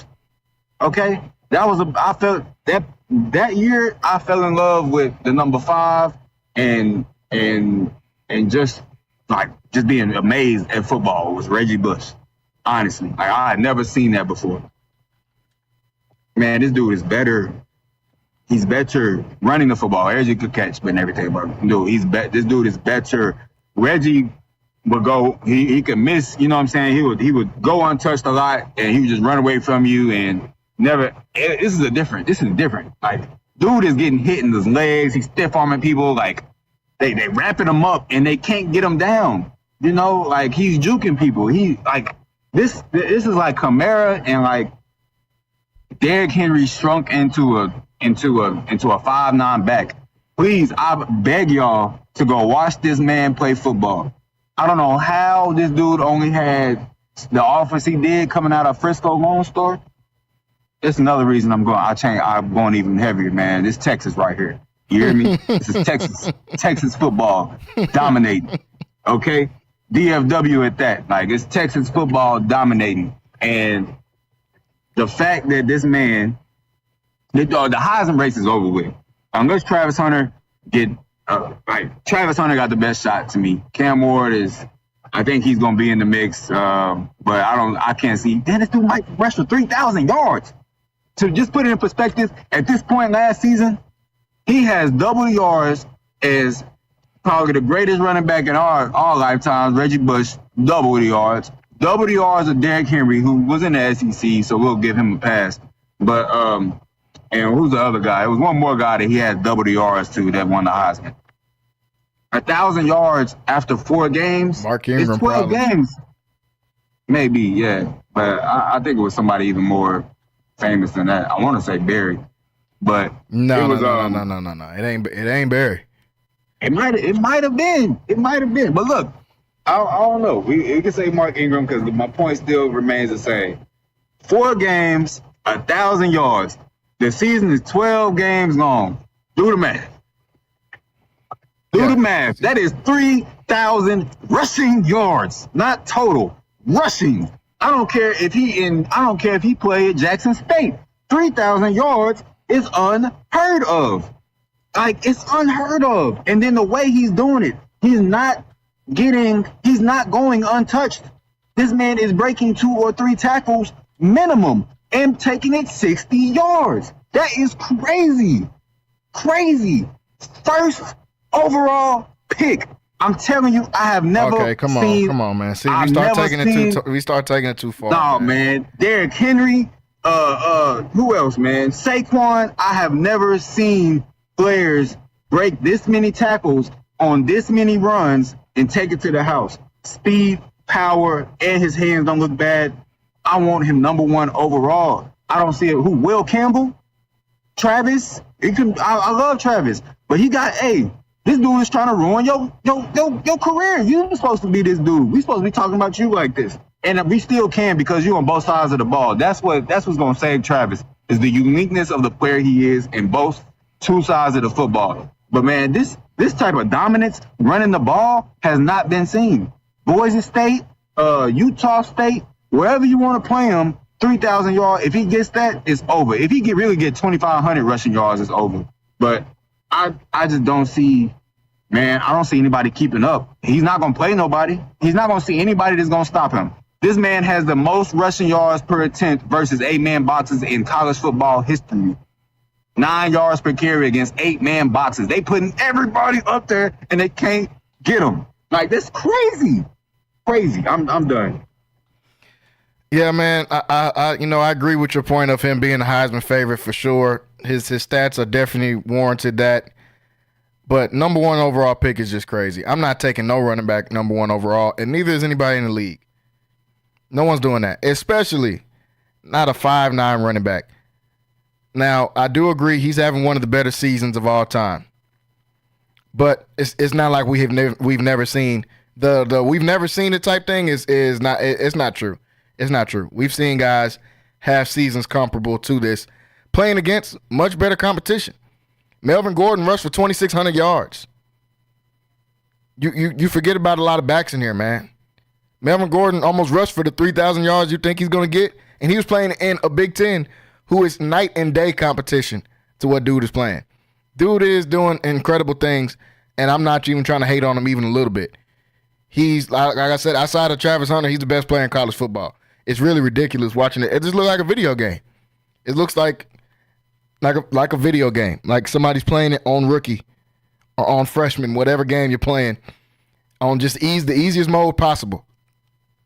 And he's doing what he's doing to these guys every single weekend, and it's crazy.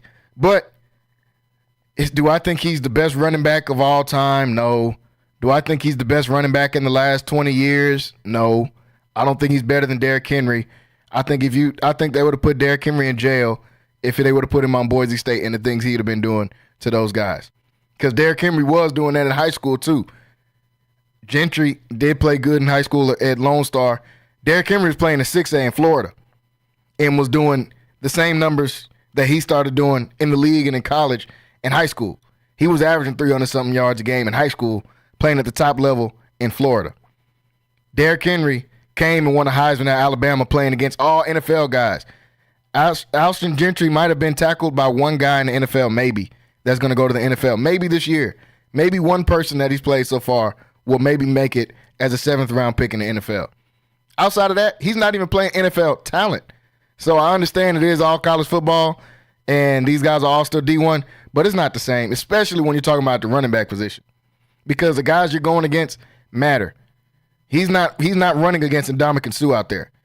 He's running out there running against a bunch of 5'10" D tackles. So I agree. Gentry is a problem, but we got to relax. We got to relax a little bit. Is he going to have one of the top seasons? Yes.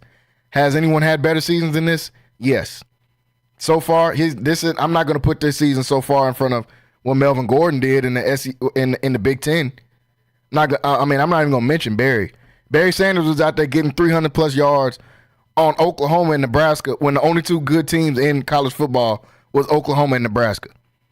Every top pick was on those two teams, and man, Barry Sanders was out there getting 300-plus yards on them. So I'm not even going to mention him in the Barry Sanders breath because it's almost just disrespectful.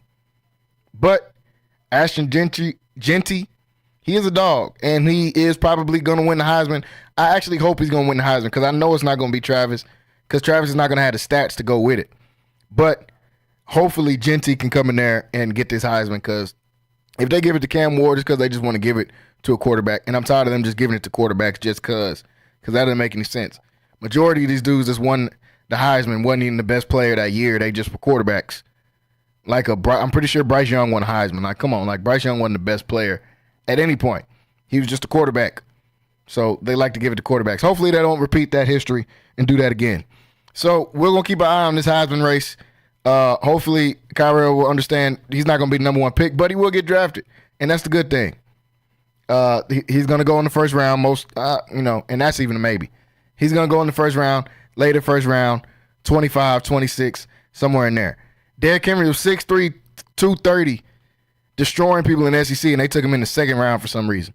So, yeah, that's just how running backs go in the league. They're not gonna pick a 5'9" running back at the number one or in the top 10 at all. I don't even think that's ever happened. And I don't know where Barry got drafted, maybe him, but they're not going to pick somebody that small in the top 10 of running backs, as they shouldn't. But he is going to be a dog when he gets to the NFL, too, if he gets to the right team. Now, if he goes out there and goes to the Panthers, we all praying and hoping that the Panthers, once again, last time talking about the Panthers, that he doesn't get to the Panthers. But I hope that he gets to a good team because he's going to be a monster on Sundays, too, as well. Folks, we're going to take one final break here, and when we come back, we're going to preview these games for Sunday to try to help you guys get some of your parlays right. So stay right here on Centex Primetime. We'll be right back after this short break. Central Texas home for sports. It's Centex Sports Network and Infinity Sports. Catch all your in-depth sports analysis with the best. The hottest sports show in the evening is Centex Primetime, hosted by Jalen Gillis. Act like y'all. Weekdays 5 to 7. This is the Central Texas #1 leader in sports. Centex Sports Network. That's right, sports fans. We can talk about sports. And Infinity Sports. NSJ Event Co., one of the premier event designers in Central Texas and a Centex Sports Network supporter. Voted Waco Awards Event Planner of the Year 2021, NSJ Event Co. is your go-to source for event planning. Whether it's your next baby shower, birthday bash, wedding, or retirement party, NSJ Event Co. will bring out the elegance, class, and style your event deserves. Call NSJ Event Co. at the number on the screen or scan the QR code to schedule a free consultation. NSJ Event Co., where the party lady takes care of all your event needs. Are you looking for something new and unforgettable in Waco? Come to the Blazing Asian, where authentic Cambodian flavors meet creative culinary flair. Voted People's Choice as Waco's #1 Asian restaurant since 2019 by both the Wacoan Magazine and the Waco Tribune Herald. Located inside the popular Union Hall on 8th and Franklin, we're serving up family recipes with a twist. Blazing Asian egg rolls are rolled fresh daily, and their sauces or marinades are made in-house with love. Stop by today. Located inside the popular Union Hall on 8th and Franklin. And for Baylor students, enjoy 10% off with your student ID. The East Waco Empowerment Project, along with City Center Waco, is hosting WeBo, Workshop and Business Opportunity, to help create more entrepreneurs. Business owners like Anastasia Charles of True Jamaica Restaurant and Carla Dotson of Boardwalk on Elm attended WeBo to develop their business ideas into successful Black-owned businesses right in the heart of East Waco. WeBo can also help you turn your side hustle or business idea into the next thriving Black-owned business in our community. If you would like to attend this 10-week intense entrepreneurial workshop, go to WeBoWaco.org. That's WIBO Waco.org. Space. This is live from the Centex Sports Network and Infinity Sports Studios. That's right, sports fans. About to show these boys how we do it. You ready? Tune in to Primetime Sports Talk with Jalen Gillis, your go-to source for breaking sports news in Central Texas and exclusive Dallas Cowboys coverage on the Centex Sports Network and Infinity Sports. What's going on, everybody? Welcome back into Centex Primetime. Final home stretch here of the show, folks, and just got done talking about Heisman winners. We got done talking about the tomfoolery going on at the New York Jets. Got a chance to touch a few different topics here today. Want to thank everybody that's been watching with us so far. As always, go over to YouTube and subscribe. Centex Sports TV on YouTube. Also, you can go over and download the app Centex Sports One to be able to listen on Infinity Sports Radio, Central Texas. Well, folks, here for another week of football as we look forward to this NFL slate this coming up Sunday. Got some good games. Some of the more boring games I won't touch on. Like, I'm not going to bring up the Panthers that we said we're not going to talk about anymore. They're playing the Falcons. We all picked the Falcons. All right? You don't need our expertise for that one. We're all picking the Falcons. So not much to talk about in there. But let's go over to one of the more interesting games I find of this week 6 now. This week 6 slate. And that is the Washington Commanders, who are sitting at number 1 in the NFC East at 4-1. Taking on the team I put at number 2 in my power rankings, the Baltimore Ravens. This is going to be a fun game to watch. Now, Washington coming in with a better record than them, but I think this is when some of the luck starts to run out for Washington. Now, they got a pretty cupcake schedule coming up after this game, so not out on them completely, but I do think Baltimore is going to have their way in this game. So however you want to pick this one. Baltimore is -6.5. You can take a money line. You can take the -6.5 on this while it still is what it is, because it might go up even more as they get further in the season. So you might want to get in on this now while it's just a touchdown spread. I definitely think Baltimore is going to cover in this one. I got them winning this one for sure against the Commanders. I don't think the Commanders defense has anywhere near enough to be able to stop them. And Jaden Daniels could torch this defense of the Ravens after we just saw what Joe Burrow did to him, but I don't think that's going to happen either. I think the Baltimore Ravens defense going to bounce back this week a little bit and slow down Jaden Daniels just a little bit.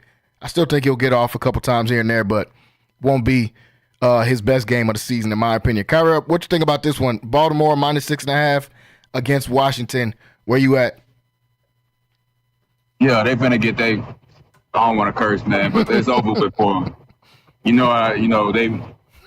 beat Arizona. That was an impressive win, but it's still a bunch of 1-3 teams. I know Arizona's 2-3 now. Yeah. But still, not buying it. Jaden Daniels looks like he's going to be something, but he wasn't much on last week. No, everybody want to get all hype, man. He was 50% until he threw that bomb to Terran McCoy. So, that ain't going to work against Roquan, Kyle Hamilton. It's not. So they've been bullying people on the run game. Brian Robinson, the underrated running back. So I'm saying take them points, man. Or no.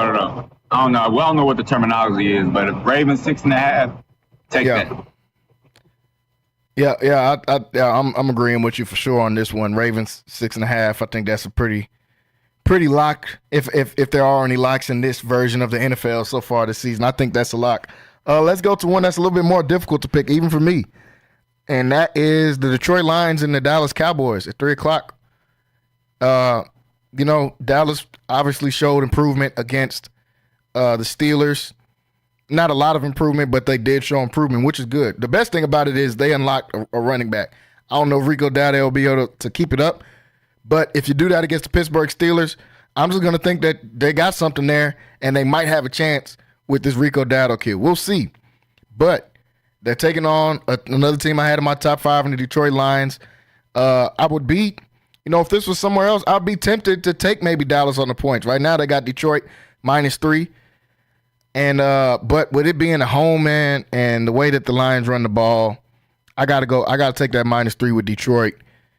Dallas is terrible at home. I don't know what the deal is with that. I don't know if they be out too much the night before. I'm not sure what it is about them being at home. Maybe everybody can just do whatever the regular thing is that they like to do when they're at home, or maybe they're just less focused because you don't have to spend so much time with the team. But for whatever the reason, they're bad at home. Detroit's gonna run this ball. Yeah, Dallas did better in the run defense last week for sure against Pittsburgh. Definitely did a better job at that. But this is a whole nother animal coming in running the ball. One of the best offensive lines, if not the best offensive line in the league. Best running back duo in the league with David Montgomery and Jahmyr Gibbs. So I'm taking Detroit -3. Kyra, where you sit on this one? Man, I really want to be like, oh man, that was figure something out. We're gonna turn something around, but it looks like they're going. I would say that actually. I would say that if Michael was playing, and they were moving Guyton to right tackle, or just leaving him out of the lineup entirely. But he's our number 1 overall pick, so we gotta play him so he can get better. But right now, man, the chemistry with him out of the lineup just looked a lot better against the Steelers. So at the moment, I'm thinking like this running game is about to regress, go right back to what it was the prior weeks with him in the lineup. These guys, I'll be out there with Tyrus Wheat and Carl Austin probably, so I don't know. Like, I do want to shout out Zimmer, man. He seems like he's getting like a feel for his roster, which he should have had in training camp. But, it looks like he's getting a feel for this roster because players that were playing a lot aren't really. So Damone Clark was seeing a large percentage of snaps, of Overshown snaps to be exact. But now he got 0 last week. Running defense looks better. Booth and somebody else, but the corner, I can't say his name. Omaroriye. The dude like, from the Lions, yeah. Yeah, he's earned some PT. So he's kind of figuring out who can play and who hasn't, keeping the guys that can't really play off the field, or the guys that he doesn't really like off the field. That being said, man, it's about to get ugly. All right? It's about to get ugly. We're going to have Bland back, but I don't know if he's going to be in a limited capacity or full, but it don't matter. It's about to get, because it's not even going to be J-Mo and Amon-Ra. I don't like seeing that dude's name. It sounds like too close to like some type of Egyptian god. It's a Greek, Amon-Ra, I think he was the sun god in like Greek mythology or something like that. That's where the name comes from. Yeah, whoever the sun god is, I don't mess with it. All right, so I'm gonna leave that. I don't like saying his name. But yeah, it's not even gonna be them.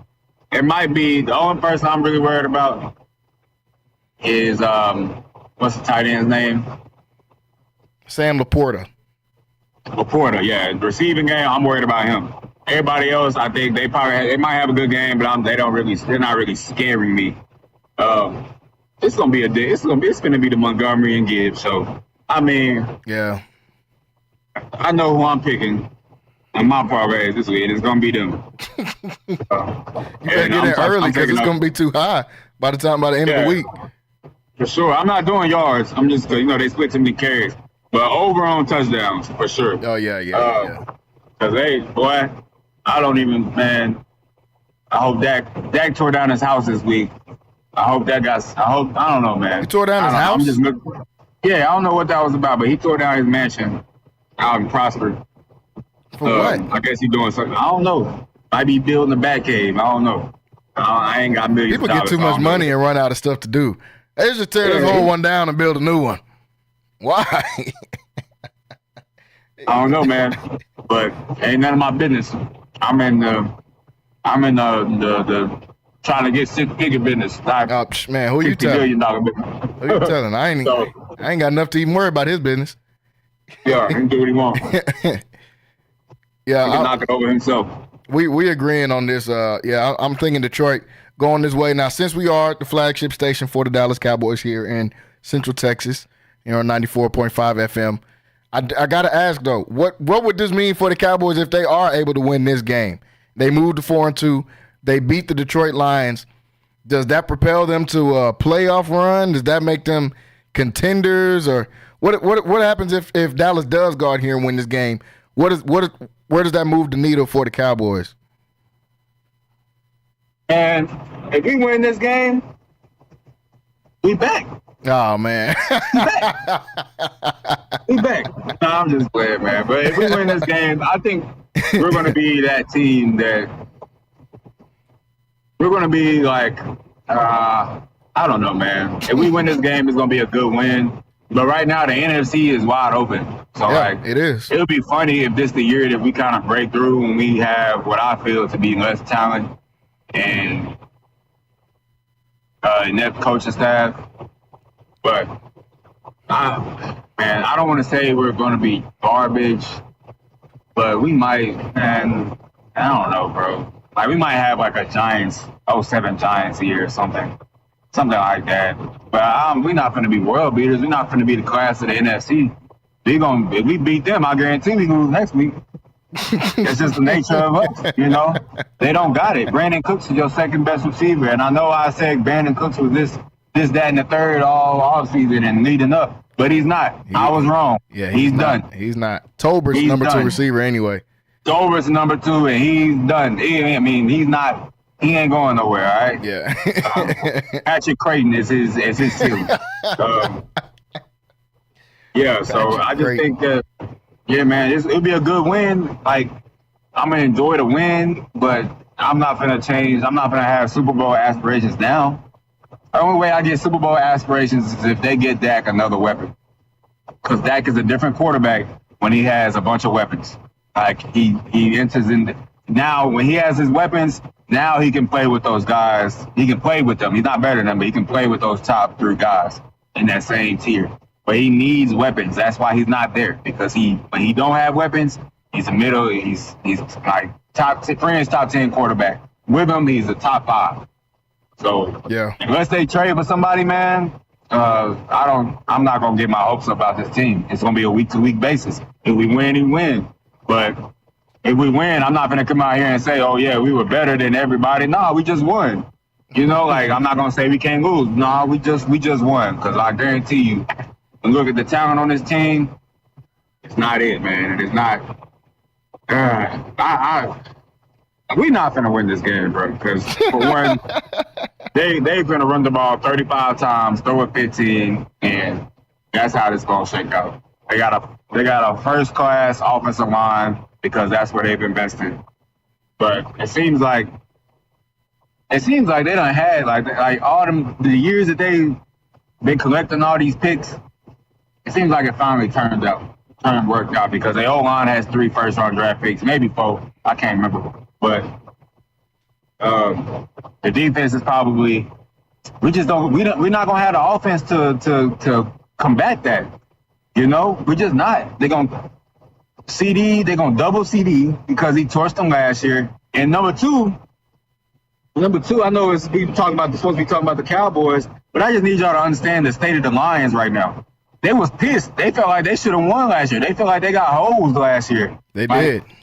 They did not because Aiden Hutchinson didn't get called for trip. Oh man! And if he did, they would have never got the ball back. Hey man, okay. Refs ain't doing makeup calls, bro. He looked at that dude in the eyes and checked in, and he said, "Oh, he didn't check in." But yeah, however they felt about that. Whatever, man. They mad about that, so they finna try to do something. Ooh. But when it comes to situations like this, we never perform, bro. Anytime it's any type of, unless it's the Eagles, anybody else we got beef with, oh yeah, they've been thrash us. That's what's gonna happen on Sunday night or Sunday evening at 3:25. Yeah, I got major thrash. Like I said, I got Detroit -3 on that one. So I just had to play devil's advocate with that because we do have a lot of Cowboys fans that listen to this, and they need that glimmer of hope to go into each week. Y'all got a tough 5 weeks ahead, so y'all might hear this every week, at least for me. Now, Kyrie and Rocky might pick some different games, but the next 5 weeks is rough, in my opinion, for the Dallas Cowboys. Going to another team in the NFC, so we were talking about top teams or not top teams in the NFC. San Francisco 49ers, they play tomorrow night. They play the Seattle Seahawks. Seattle's 3-2. This is for the top spot in the division right now. This is a huge game early in the season for the 49ers, who have a losing record right now. It's been a minute since we were down on the 49ers, and we talked about them earlier, and is their run done. But for it to not be done just this year, I feel like this is a must-win in my opinion. Because, yeah, they could climb back and all this stuff, but you don't know who else is going to get hurt. Right now, it's just McCaffrey. What if somebody else go out to get hurt? What if Debo get hurt some more? What if Brandon Ayuk get hurt? What if Trent Williams get hurt? This is an injury-prone team, unfortunately. So they got to get back in the win column this week, in my opinion. That's got to start tomorrow night against Seattle. Right now, San Francisco's 3.5. I'm taking that 3.5, but man, I'm telling you, if they lose the game to Seattle, I might have to be out on the 49ers this year, man. I don't know. Might have to be out on the 49ers because if they lose this game, it'll only be because of Brock Purdy's play. Their defense is going to show up and play. Even though shout out to Kenneth Walker, he's doing his thing when he can play for Seattle. He's a dog out there for the Seahawks, but that's just when he's playing because he's already been hurt this year so far. So it's right now San Fran minus 3.5. Man, I'll take that minus 3.5, but I'm telling you, I'm not going to be too high on them if they lose this. Even though I do think if they lose this game, they'll come out and smack the Cowboys just because they're going to be mad. But I got San Francisco on this one, 3.5. I like the under on this 49.5 points too for tomorrow because I don't see either one of these offenses. Their defense is going to play good, and then San Francisco's offense isn't going to play that great. So they'll win it, and I got them in the minus 3.5, but I'll take that under on the 49.5. Cover, what you think about this game tomorrow night, San Francisco and Seattle? Yeah, give me Seattle, man. Give me Seattle. I'm thinking that who had a worse loss, right? So you have Brock Purdy has been trending down these last 2 weeks. The defense still, they weren't horrible, but they might feel embarrassed a little bit because Kyler Murray chunked the deuce at the line of scrimmage. Shout out Kyler Murray. But it's a division loss. I just, playing another division game right now. I think, I'm gonna take the Seahawks in this game. You like a money line or you like the points? No, I like the points, man. I like the points. I think that we've been we're still waiting on the weapons of Seattle to really have an explosion.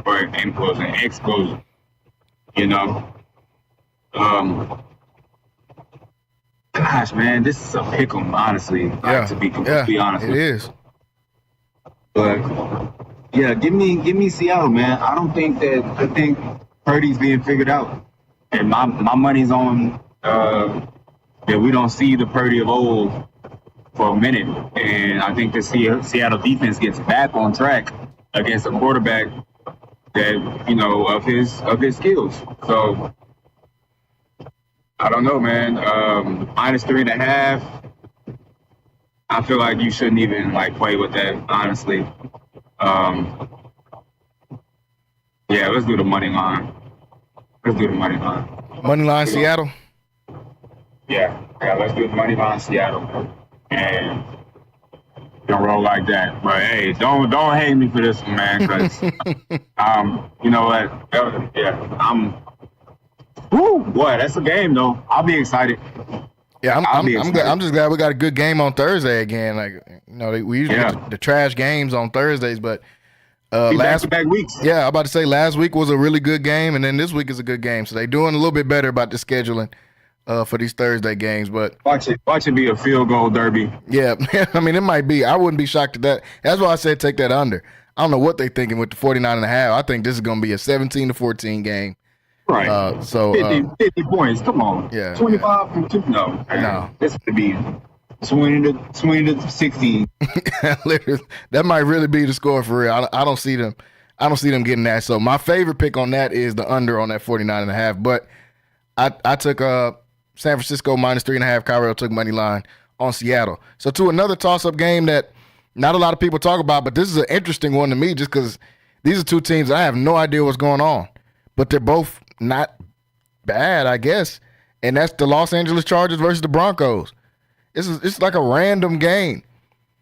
The Denver Broncos are the most random 3-2 team I've maybe ever seen in my entire life. I have no idea what's going on with this team. They lose their first two, which I expected them to lose their first two. Then they beat the Buccaneers and the Jets, who I think are decent teams. Buccaneers, I think, are pretty good. The Jets have potential to be good, but they're decent even right now. And they beat them 10-9 where their quarterback had 60 yards in the game.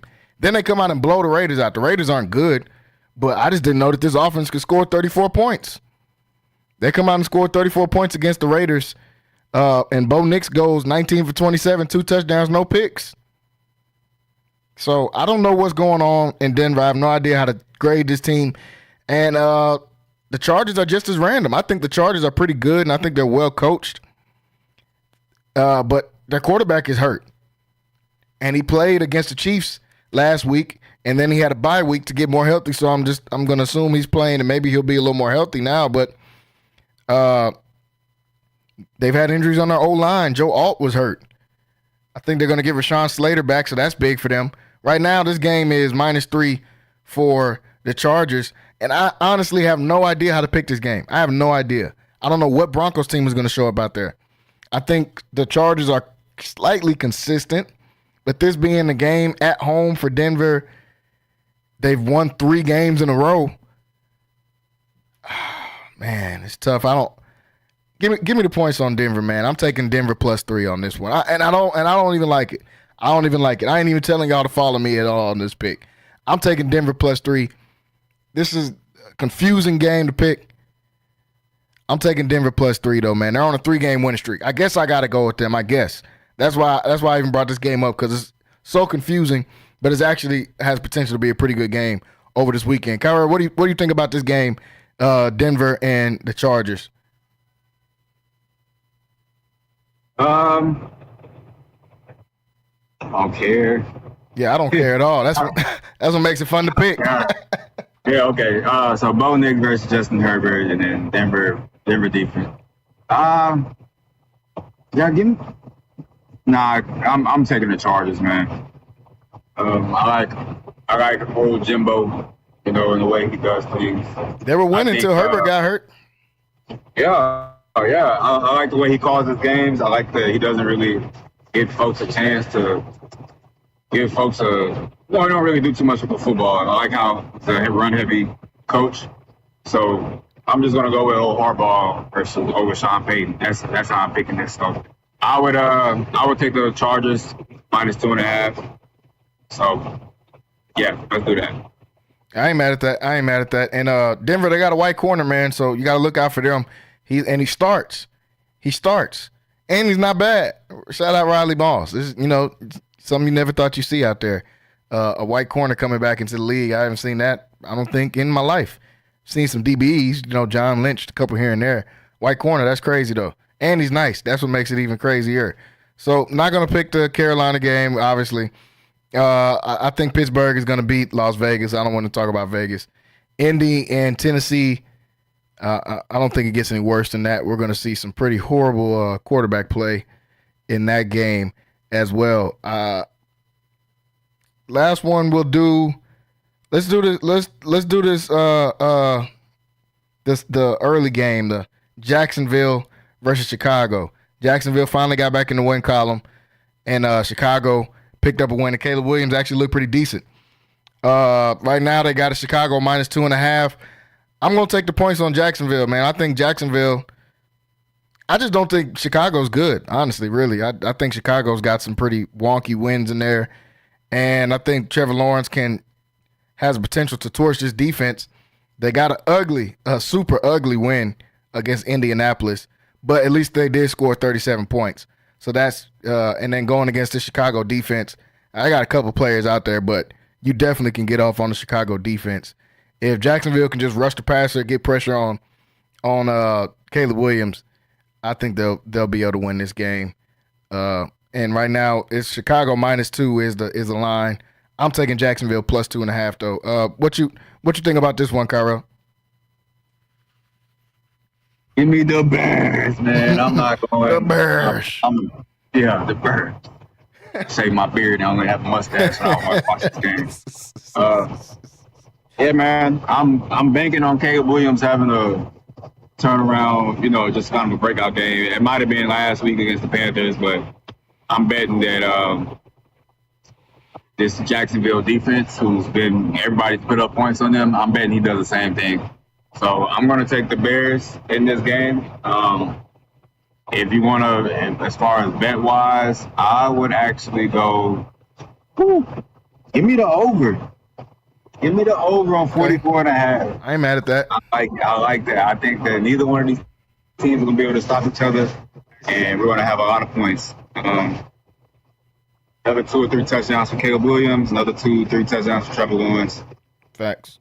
And I'm looking, let's do the over. I'm thinking both these teams score over 20 more points.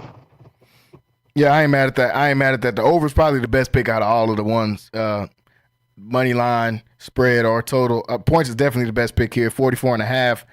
I think they're going to shoot way over that. Playing in London at 8 o'clock, so that's the early morning game. Folks, I want to thank everybody for tuning in with me today as we got to talk about, go through some of these games. Like I said, be careful with your money. We just giving you our opinion on this. We ain't telling you where to spend your money at.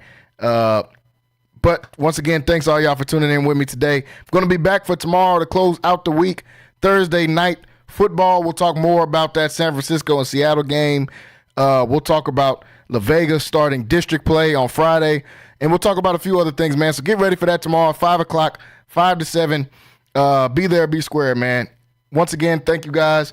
Tune in on YouTube, Centex Sports TV and Centex Sports Network on YouTube. Make sure you subscribe and hit that bell, or download the app, Centex Sports 1, on the Google Play Store or on the Apple Store. We will see you guys tomorrow. Everybody have a great rest of your evening. Central Texas home for sports. It's Centex Sports Network and Infinity Sports. Catch all your in-depth sports analysis with the best. The hottest sports show in the evening is Centex Primetime, hosted by Jalen Gillis. Act like y'all. Weekdays 5 to 7. This is the Central Texas #1 leader in sports. Centex Sports Network.